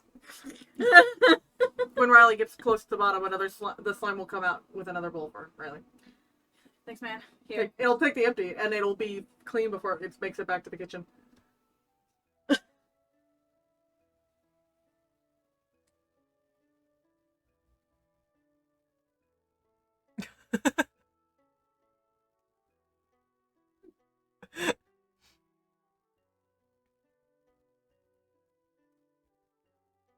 Riley, like, No. "Mm, they usually don't speak.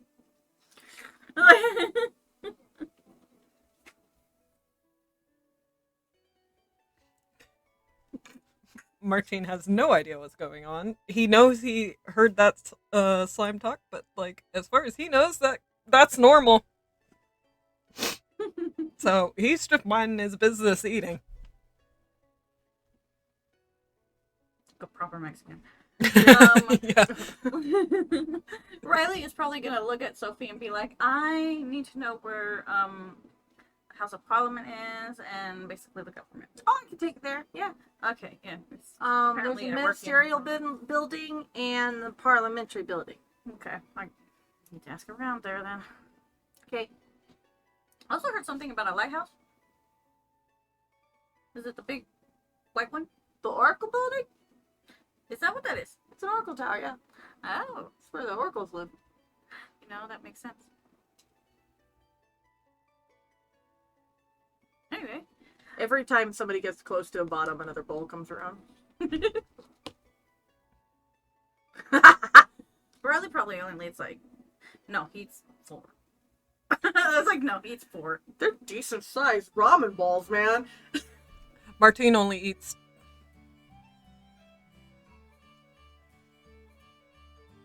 Martine only He's eats just 2. like, this shit's good, man. Bastion gets down 1.5 and has to stop. Theo, Again. given how spiced it is, he probably only gets through 1 before he's like, yep, nope. It's good, but It is spiced. This is Spice. clearly designed for Roan spice sensibilities. Therefore, Bastion's living. oh yeah, Martine's over there like just going to He's got freaking more town. kick than the normal ramen that he's used to. This is more like if Koreans made ramen. Delicious. It's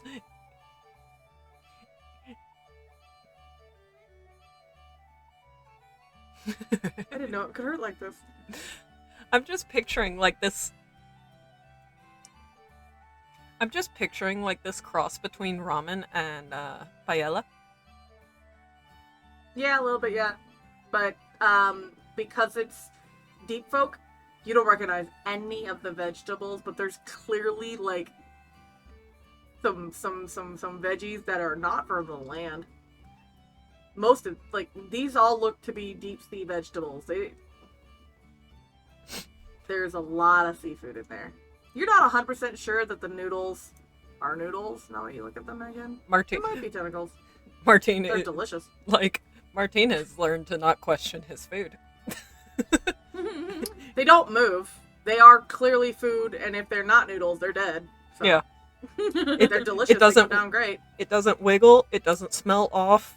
Like doesn't smell That was spoiled. amazing. Therefore, it is edible, and it tastes great, which is a bonus. As you guys stop getting your bowls quite so fast, which every time you set a bowl on that slime, it disappears into the slime, and you can watch it become clean before it comes back to the top. It goes in. As you do, little boxes come out. They're little, dried, like, banana leaf boxes. They come out, one for each person. You can pick one up. I'll pick one. Martina, take one.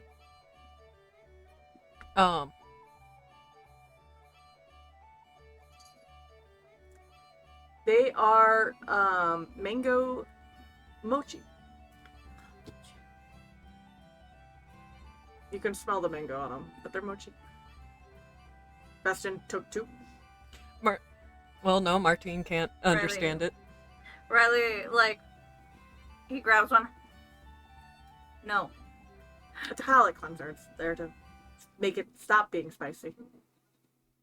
Like Ethan will say, it's there to make the spicy stop. It's an after meal. Oh. It does. It makes the spicy stop. The plush grabbed 2 of them.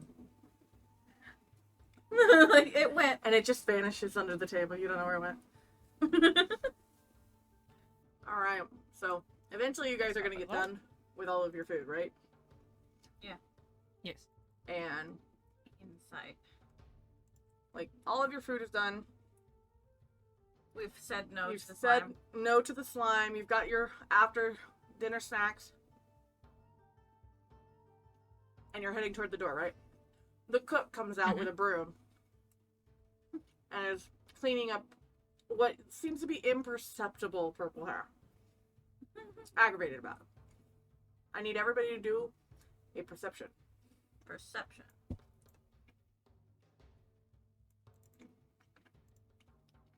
Wow, Martine. He's so full. He is so full. So full. So full. Okay, can we talk about how my last 4 perception rolls have been a 10? Oh, Martine is like- not doing well.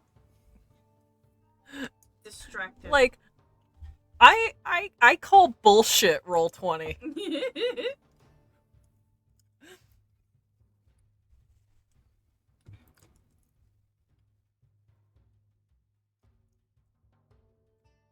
Oh, you poor summer child. But it's like, wow, let me find Actually- a lemon and I'll blow your mind. Oh. Sophie just kind of goes, pobrecita, and keeps moving. Riley's like, hey, Sophie, can we get her a lemon?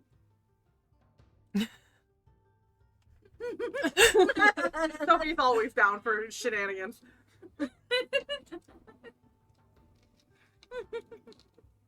She can't understand her.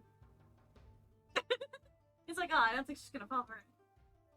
Croia, you notice that the shopkeep slipped something in what little pockets you've got. Even if it's just like...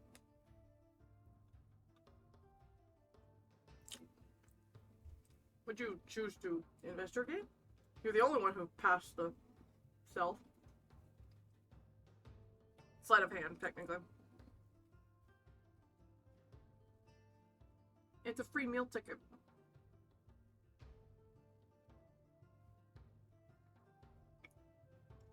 Technically, all of you got one, but she's the only one who noticed and put it in the pocket. Lamau.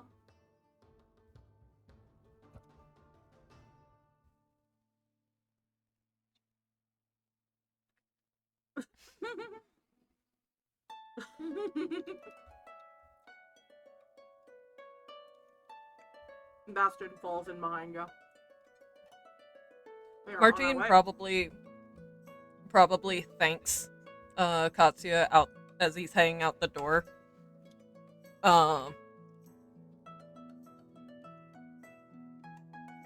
Like, thank you for the food. Does he bow? I don't know if he bows because he, on one hand, he like kind of. I think if he does, it's like a head nod. Like it's not a full bow. It's like just a head nod. All right. Well, in that case, Katsuya just goes, starts clicking his tongue at him. You probably can't hear it. It's just. Yeah, I don't think Discord's gonna pick it up. But my mic will. So the point is, he's just like, yeah. Clicking his tongue. Get out of here. Like, stops for just a second to look at him and then goes right back to, get the fuck out of here. Bastion in the haunted dollar. Up the rear. Ethan's gone again. What the fuck did Dawn notice?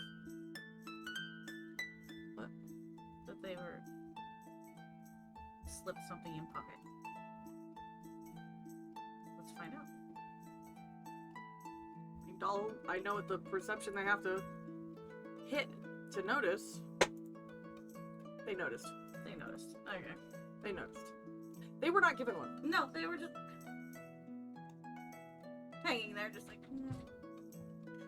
They were not just given noticed. one. Neither did Bastion, if it makes you feel better. But they noticed Bastion got one. Alright, so we're gonna head off. I think the first place we're gonna head to is the Parliamentary Building. Which, the doors are open, you can walk right in. They do have security, but Sophie kind of waves. And they just kind of let you in.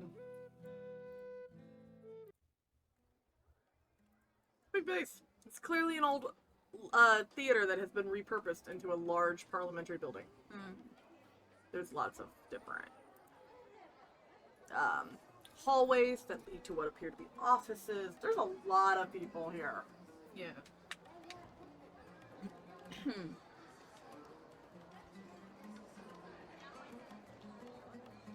None of them seem to be all that interested in talking to you.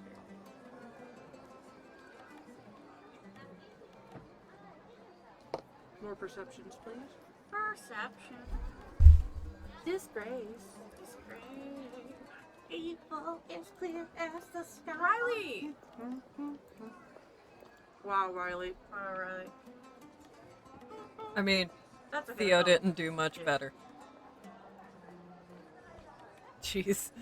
We're We are just- like, so bad. We are in awe. We're Roy? Poor Roy, but it's because she's tall. She sees shit. Yeah. Alright, Croia. But she doesn't speak Fossey, She doesn't speak Fossey. so she has no idea what she heard. She just heard someone say, She heard something incredibly clearly, but she doesn't know what they said. I'm like, shit. You can attempt to say what you heard to Riley. And we will play a little game of telephone. oh, hell yeah. Evens or odds. It's an odd. So you do a terrible game of telephone. Riley, like, You hear her say something that sounds kind of like many faces and strikes again. But that's all you got. he's like, Riley, in this building. Moves.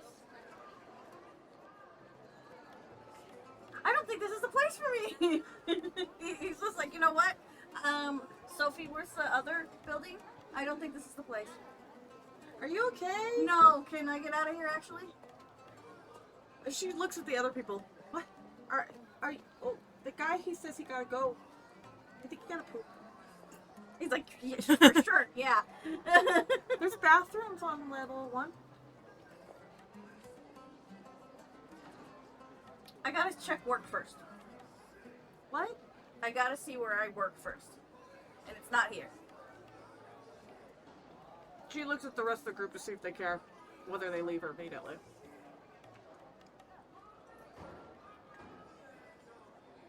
Martine understood. Theo, wait, I think maybe.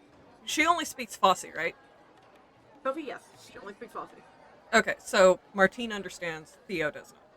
I'm just trying to keep track of who understands what is being said and who doesn't. You will also note that Bastion did not enter the building.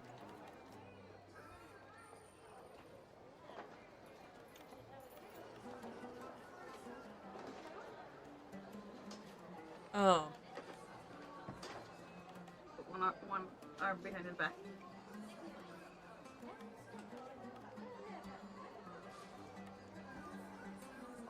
Like, Martine doesn't care. Like, he's just like, I don't care. Like, puts his hands up, like, hold on, I gotta sit up. He's just like, I don't care. Riley, are you going to translate your request for the rest of the group? He's gonna be like, you guys are good on your own. I'm sure there are other translators here, okay? I'm leaving. And Sophie's like,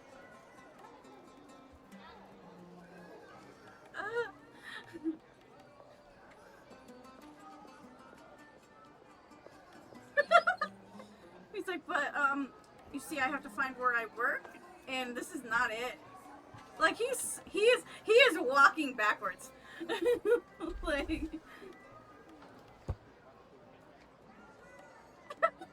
he's like.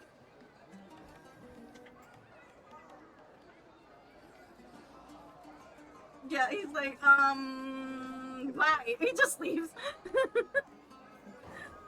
He's like, no, I can't. And he leaves.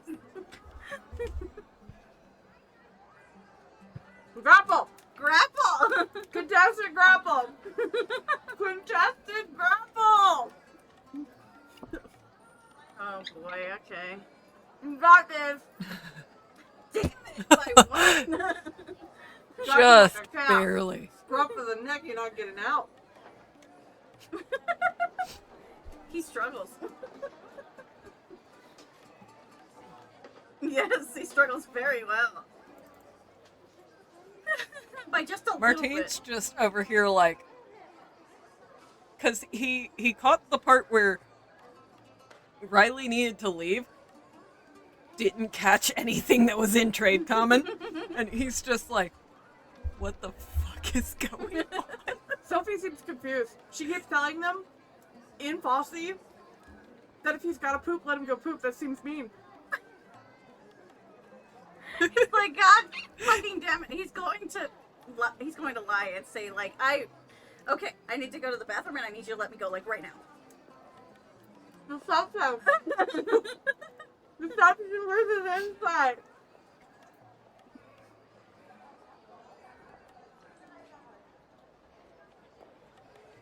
Deception. Oh Just my nope, I god. don't need Oh to. god. He's not even squeezing his cheeks. Yeah, he's just like, just let me go, please. There's nothing. Oh no, kill Cross. Cross, she died. I was trying to mute my mic, but that one just did not want to stay put.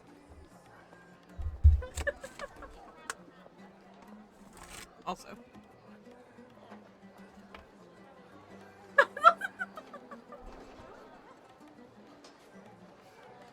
I desire to leave.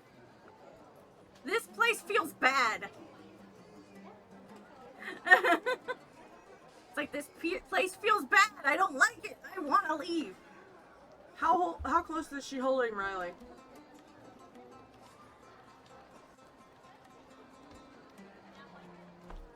He's moving quite a bit. I'm gonna make it a really hard perception check. Let's see if we can see something. You don't see shit. Well, now he is wiggling a He lot. wiggling. He do a wiggle.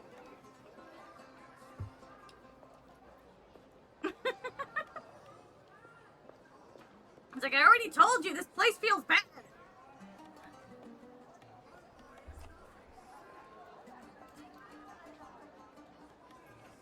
He's like, I don't know what it is.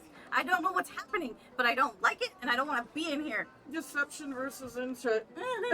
Deception versus insight. Because that's a lie. Oh my god, Croia! He's full of shit. He's full of shit. He knows exactly what it is, and he's just not telling you.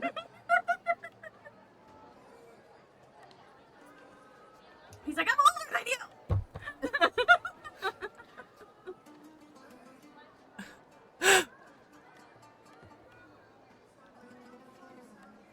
Martine, like, leaning over to Sophie, like, I don't know what's going on, but I know a disappointed parent when I see one. What's going on either, but he doesn't have to poop.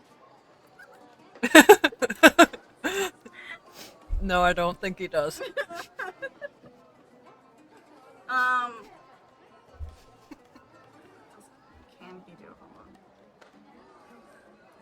Do you think if I ask her real nice, she'd voice me? I don't know, maybe. Ask. Sophie, I love her. She's so funny. No chill on that one. No chill on that one.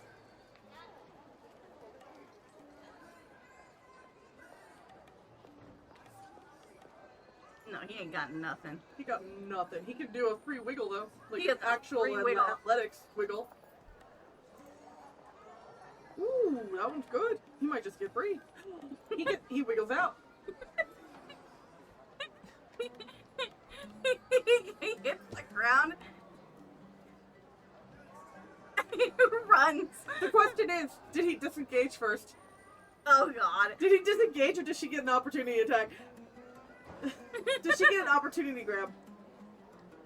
That's a good question. I mean, he hit the ground, so like She has reach. she has reach.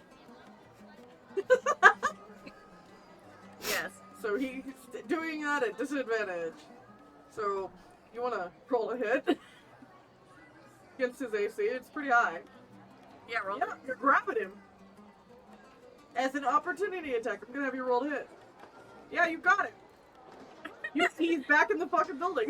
Back in the fucking building. He's like, just stop, let me go. He got to the ground, hit the ground, didn't even bounce. Martina's just sitting there, like, chewing on the freaking mochi, like, I didn't know I was gonna get dinner and a show. Moving faster. Oh god damn it.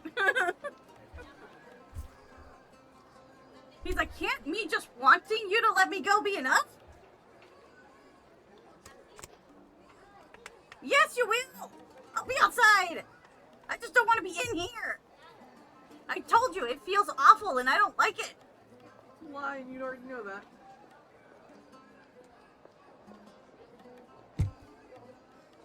Ethan has reappeared with popcorn.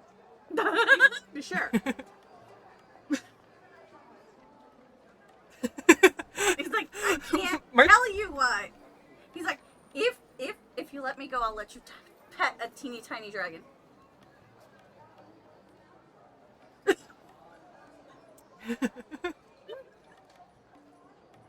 Tiny, fits in the palm of my hand, he's tiny.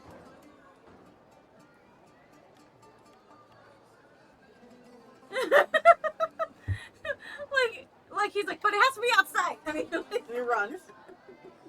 She has no secondary reaction, so yeah, he's gonna get out of there. Sophie.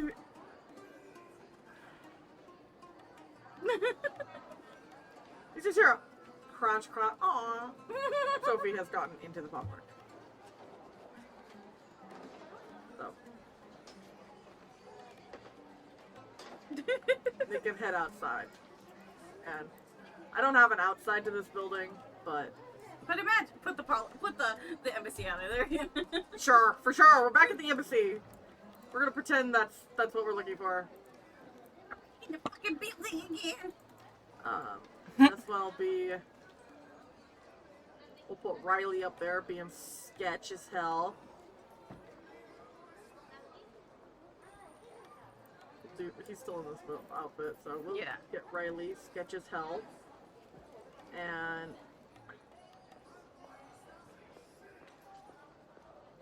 Croia. Demanding answers. Demanding answers. Lore accurate Croia. Lore accurate, Croia.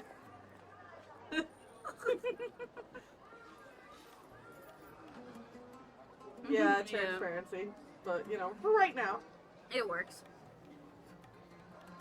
Also, Martine leaning over to Ethan, like, so I didn't catch any of that. What He's the acting fuck sketch. is going on? He keeps trying to lie to the big blue one. It's not working. Can you want to stop her?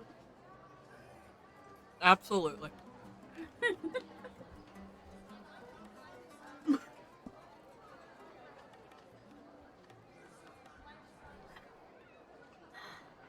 Like, he's there, he's like, They can't see you. he's just, The way that you're. yeah, he's like holding on to, like, one of his arms and just, like, breathing really heavy, and he's like, hold on. Give me a second. He's like, I'm lying to you because I have no idea who you are. It's like, we met yesterday. I have no idea who you are. I don't know what you are, to be fair. So, I'll remember that.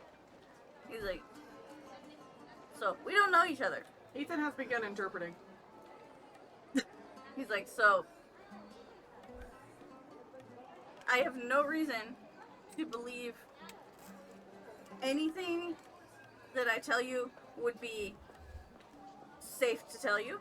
But what I can tell you is I have a teeny tiny dragon because I just do. If anybody wants to give me a religion check, Martin don't. doesn't qualify for this check. Yeah. Rivri, I was about to say, Croia I- doesn't qualify for this check.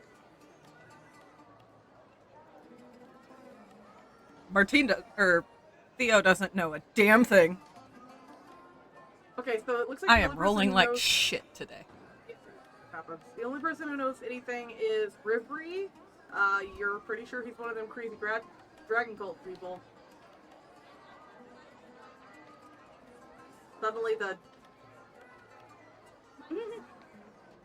Suddenly it's spicy.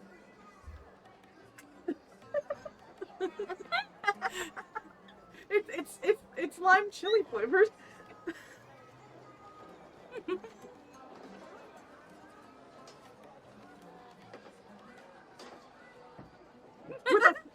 Like Sophie with a straight face, Ethan, it wouldn't be Sophie, it would be Ethan who looks at her and goes, because it keeps food good in a tropical climate.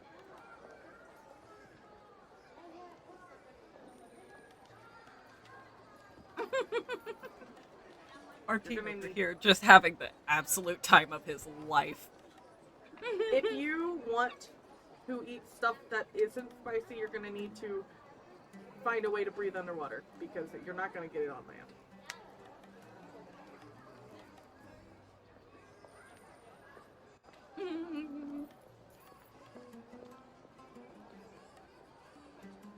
Don't we all? Alright, Is well, Ethan still translating? yes. Martin is like, He's actually no one apparently a tell- proficient interpreter. Not like great, but Oh. proficient.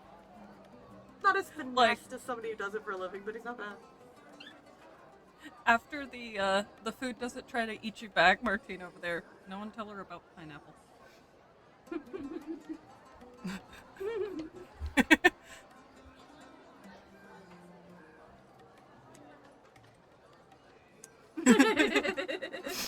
So, like, if Sophie wasn't tasked with keeping track of these mercenaries, she 100% would have gone to look for one.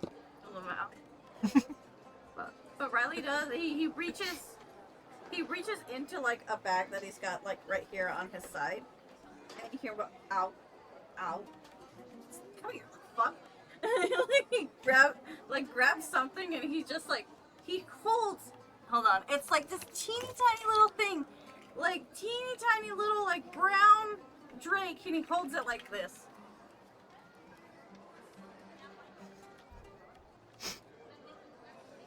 Cool. Be careful, he might bite. Rivri, you were pretty 100% sure that, yeah, this is Cult of the Dragon.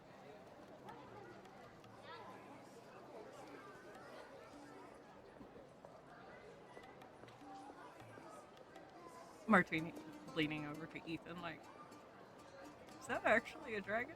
Like, maybe one? It's a, I thought they were bigger. Not really tunnel. That's racist. That's racist. And he's like, I mean, I just figured it was like, you know, a baby or something. They come in all sizes? That's racist? Listen, I've never seen a dragon. I got it. Listen, You can't probably pick it up. Here, I'll keep talking so you can kind of hear it while you do it.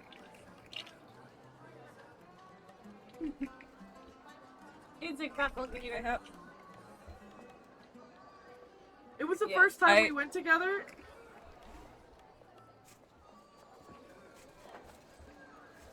The first time we also- went to the zoo with us once he got here, I bought him that. Yes. Because it was one of the things that he just like gravitated to, and I'm like, you can have it, I love you. It's a How about- okay.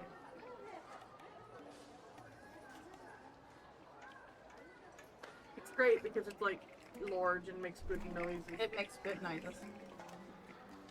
I have hold. a dragon and a slug. I'm not sure where my slug is right now. Is that my slug? That is my slug.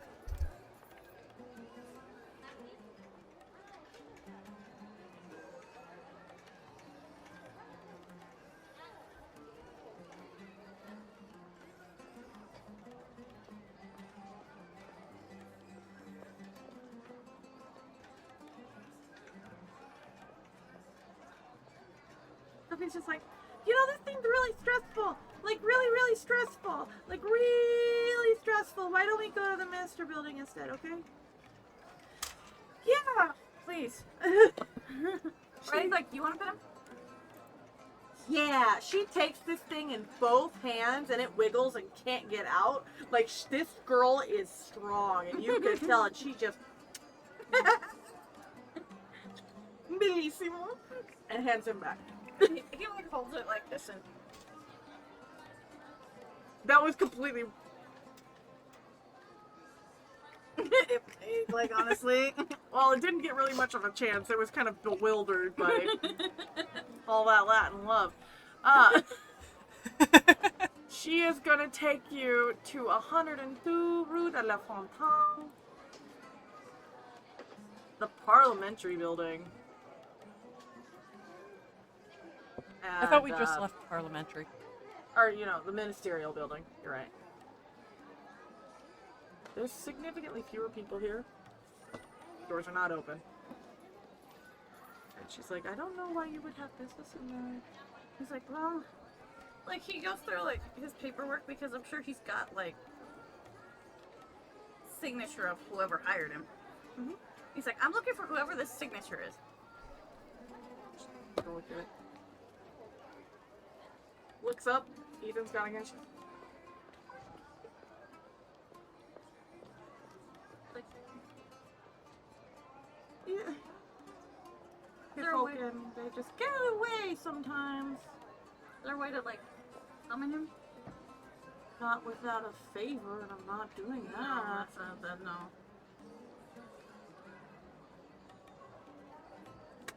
Which one this was, but I'll see if I can figure it out. Okay. She like goes and knocks on the door, and knocks on the door, and knocks on the door, and eventually somebody answers, and they look around, and she just like, Oh. Like. and that person clearly can read just fine. Goes through like this. Snaps the book shut. Anybody who got a glimpse at the book, the signature is in a burgundy ink. Seems odd. Everything else is in black and white. Now, Can we roll perceptions on that? if you'd like to, you can try to read the name.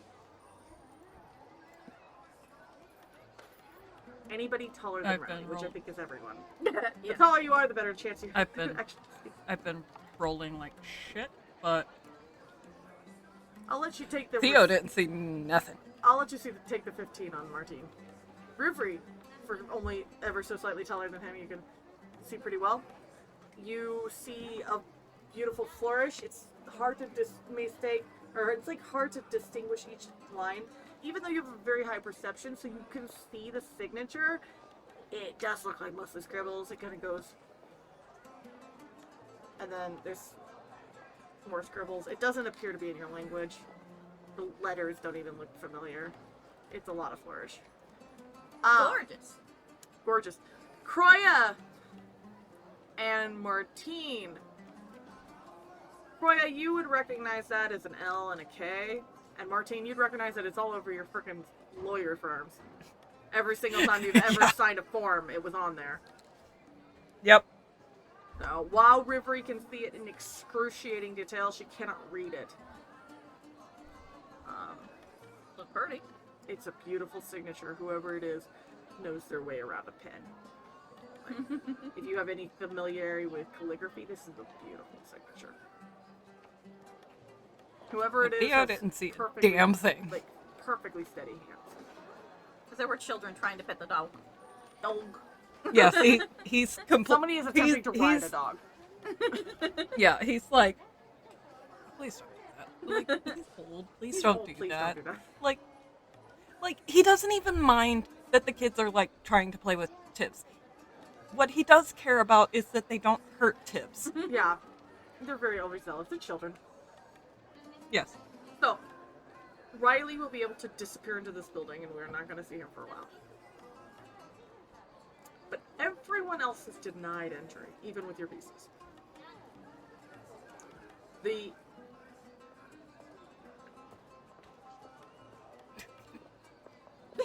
He's perturbed. And Sophie just kind of looks at them and goes, "We're not allowed in there. Only important people are allowed in there." You'll notice that Bastion kind of vanished out the back of the group.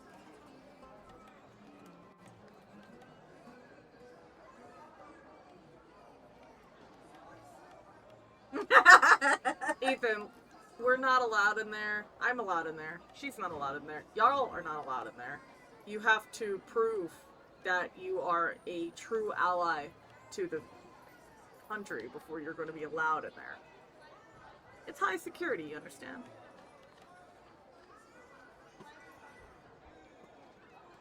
So, she's kind of looking around like,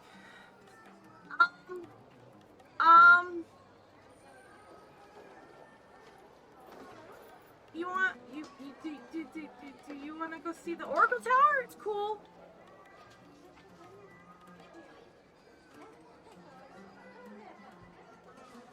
Where do you guys stay? And like, either Riley's not there, so Ethan is doing his best as a translator. Again, it's not as smooth as if Riley had done it.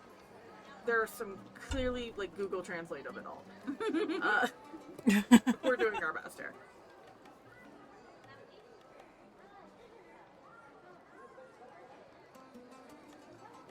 Oh dear. So we're gonna move down some streets, a couple different streets.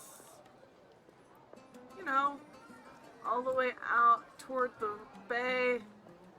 When we finally get to the beach.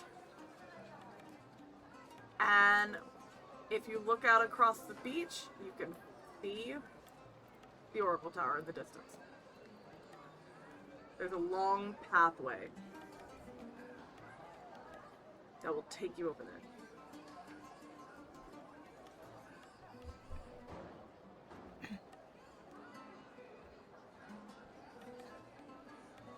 She just walks down it. There's a couple of places where it has clearly been struck with some kind of cannon.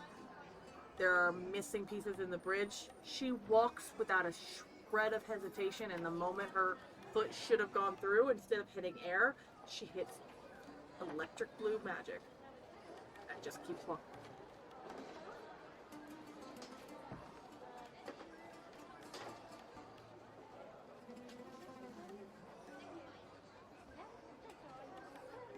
Is everybody following?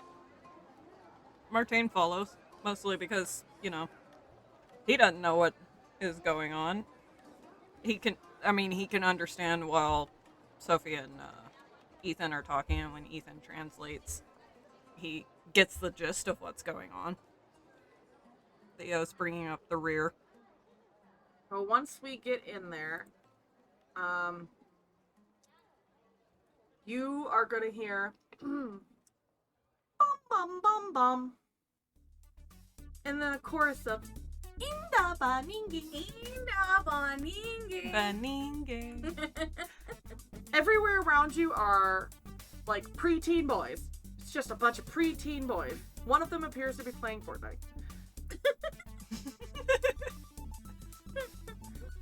And they don't have like a game or anything. They appear to be playing with the wall, but their eyes are glowing. And you can tell by the way it was skeet. Like the guy is definitely a Gen Z playing Fortnite. Exactly. Like it's a bunch of memes. It's nothing but memes. Not even good memes. Yeah, no, it's nonsense.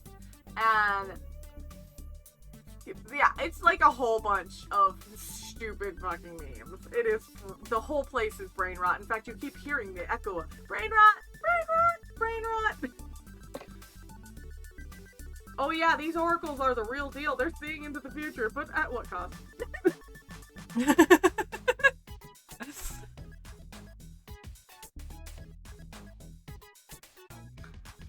Martine over there like, oh my god, I'm surrounded.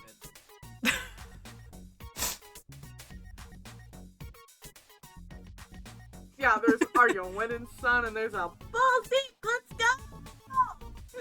From one of the kids. Like, they don't know what it means, they don't care.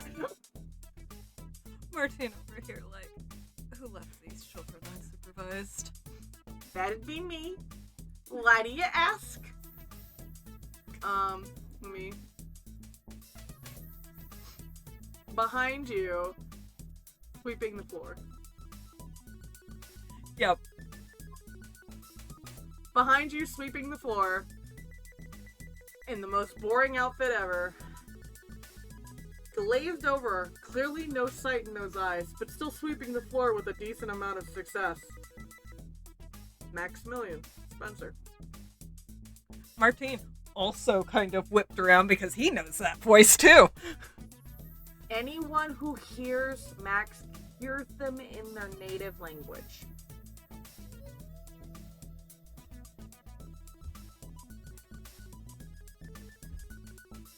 Anyone who hears Max in their native language.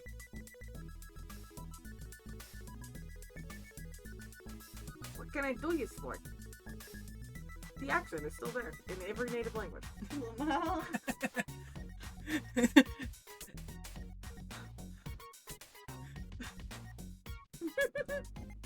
Theo is really confused trying to parse his own language through that accent. Yeah, like, when Croia hears Max, she hears, that's the Dania, you know? You're welcome. I've worked on that for so long, you should know that. I've been prepping that for a long time. You know, and for Theo, I've been working on that accent wrong, like as wrongly as possible for a while. Like for Theo, it's sprechen Sie Deutsch, you know? Like, I got this.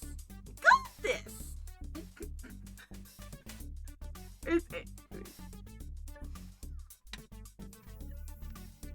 Looking at Martine, Ola or some shit.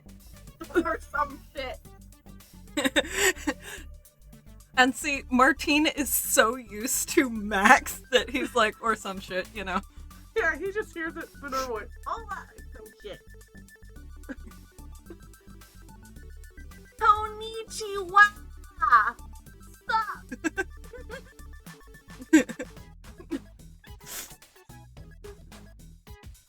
No, this is very different.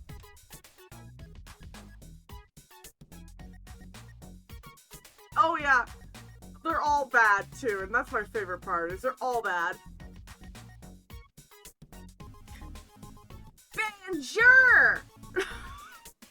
God damn it. The only one that's right is when he's just like, ciao. Only his Italian is right. Everything else is bad. His English is bad. What are you talking about? There's something I could do you for? Or did you just come to watch the disaster?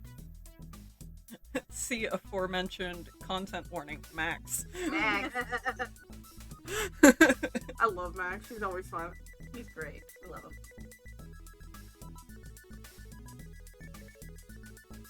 You got an appointment or something? Because, we don't do those, so whoever sold you that is lying. You should get your money back. Yeah, that's my cousin Sophie. Hi, Sophie.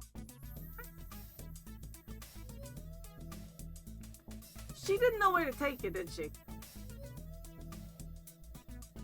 Yeah, she does this a lot.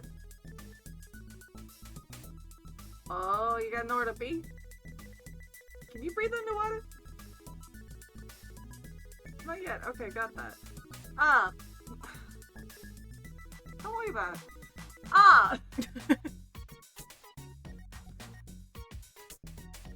Well, if you're looking for some place to stay, you can't stay here. I don't have any beds, and all the beds I got are stuffed to the brim with weirdos. And not like the way you'd expect. I mean, like skipping toilet, you know? Like, no thanks. Like giggling at a fart. Like, they're all giggling at fights, and some of those were not farts, you know?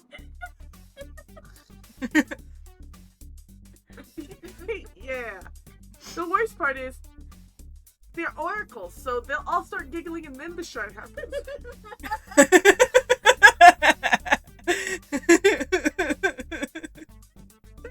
Because I have to smell it twice.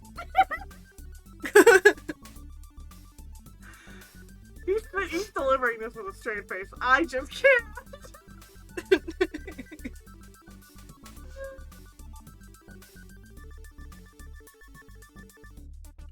Double shite. So it's... Yeah, you know. But, you know, at least we're not shitting in the hall and just prestidigitating it away. Well,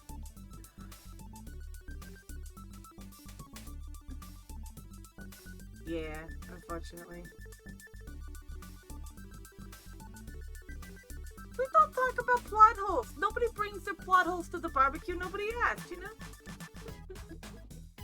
Look at me, meaningful eye contact. Nobody asked about the plot holes. look straight at the camera. Yeah, or that.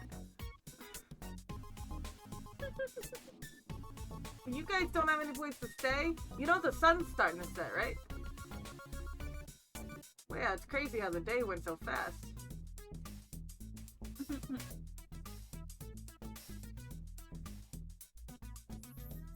Okay. Well, your friend in the back there's gonna have some trouble. And everybody looks, and it's Bastion, and he's got his hood up. But, I got an idea, okay? I got a cousin. She's real nice. And she's real easy. All you gotta do is offer to wear out her kids. Like, you gotta play with them. She's got a bunch of them. And she's got a brand new one. She's busy. Martine's like, I got 6 kids, that's easy. Great, so does she. Cool. Okay. You got a map? No, Sophie. And Sophie looks over. Yeah. Take them up to your cousin. My cousin, not your cousin. The cousin. She's like, but there's so many. Liv's wife. And she just goes, yeah.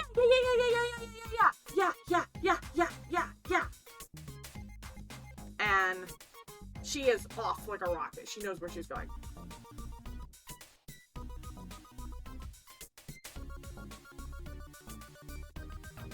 Yeah. I heard I didn't hear the oh yeah through Discord, I heard it through the floor. Well, for me, the ceiling. So, you guys are gonna get sent on an adventure past this hall and all these other places until we're gonna go to a battle map because I don't have it. I didn't make a house for them. We're gonna use Sophie's house instead. Pretend it's not Sophie's house. This is where the booty call happens, if you're wondering. Well,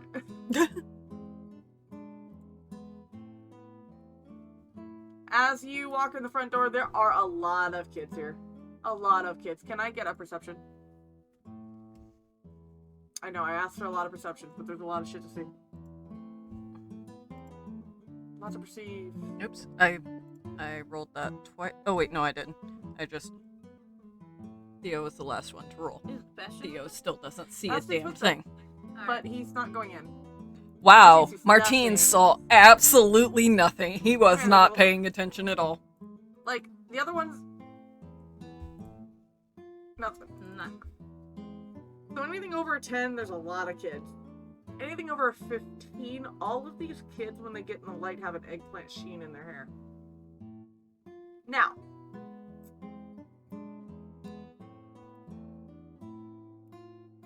see if I can get this right. The woman who answers the door is this woman. She goes, "Who are you?" She speaks perfect trade common. And if she doesn't get an answer immediately, she'll rephrase it in Fossey.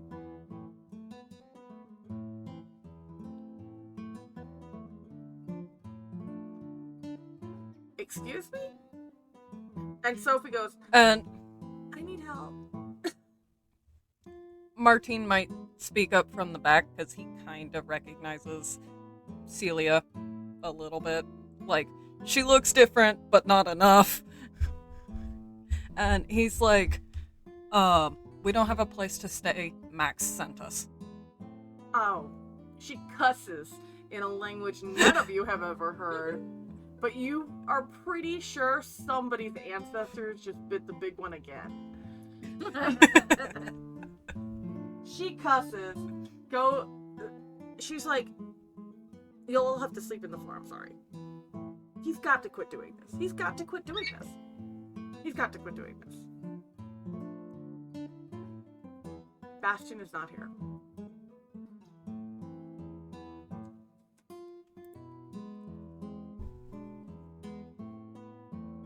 You are all invited in for the night.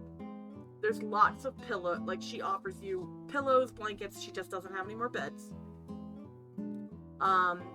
She offers you food. It's very humble, but man, it's good. It is like just that rich ragu, like the red sauce with the meat and the veggies. It's real good. It is good stuff. No, it's just rich. Like, it's clearly made with love and been caramelizing the veggies all day.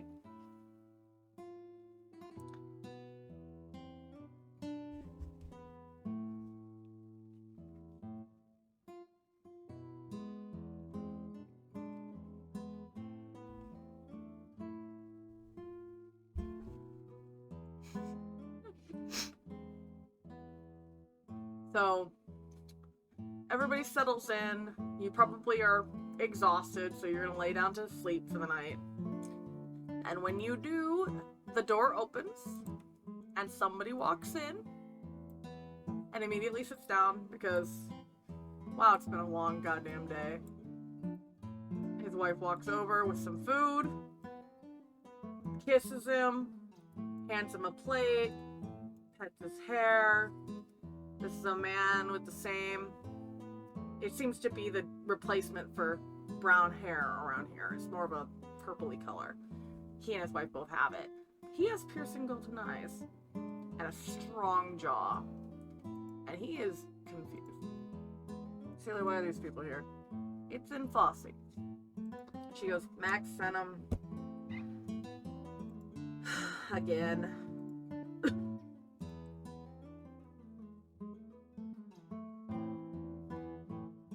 Well,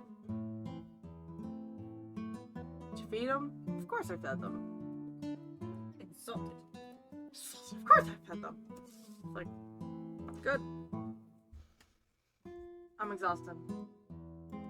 I'm doing work of a far smarter man. I'm gonna eat and go to bed. Yeah, of course. I love you. Good night. I love you too, baby. Good night. And he just wanders upstairs that are not on this map, but there's gonna have to end up with a lot more houses. Yeah. A lot more space, so they have a double-decker. And he disappears. Remember who that man was? But clearly he's a busy guy. He says where you can find the restrooms, dims all the firelight, and you're free to talk amongst yourselves.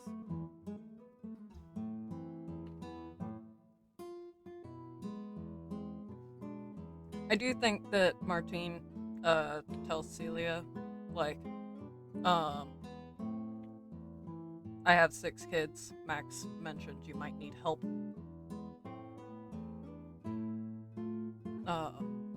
He And says he's their like, bath day is tomorrow, so they'll all need a lot of help.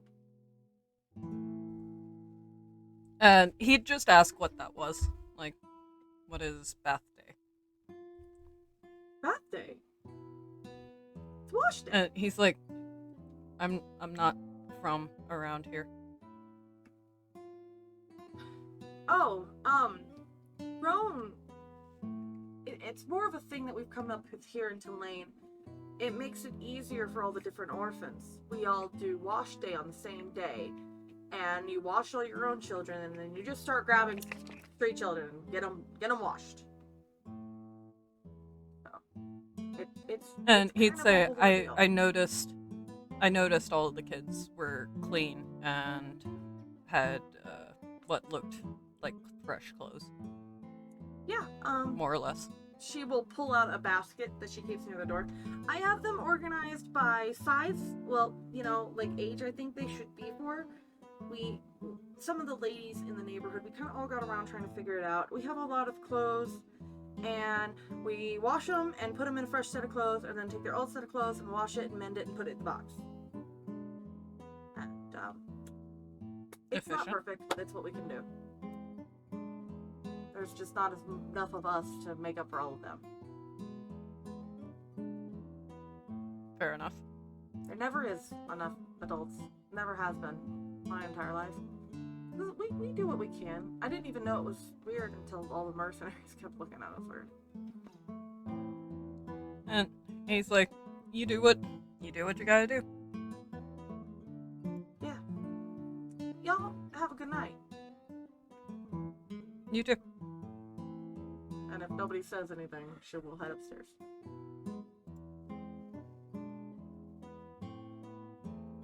And I think that's where we're gonna. Are we She could long stretch all the resting? way out. We are going to be long resting, and also I think this is where we're going to end the session. Ooh. So, It's a good thing nothing was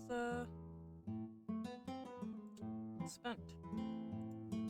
so we're all going to long rest. We're going to end the session because I'm getting tired.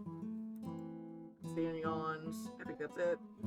But you have met some of the townspeople, met some of the townies. Celia is a nice lady. You can definitely tell that. She's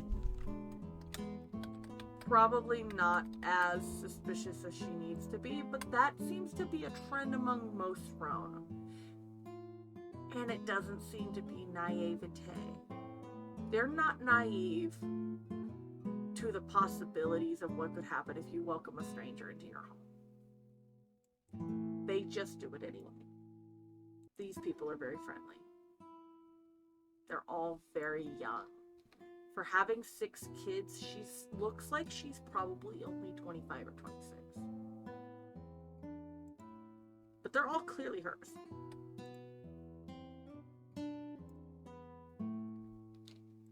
So, that is where we'll end it.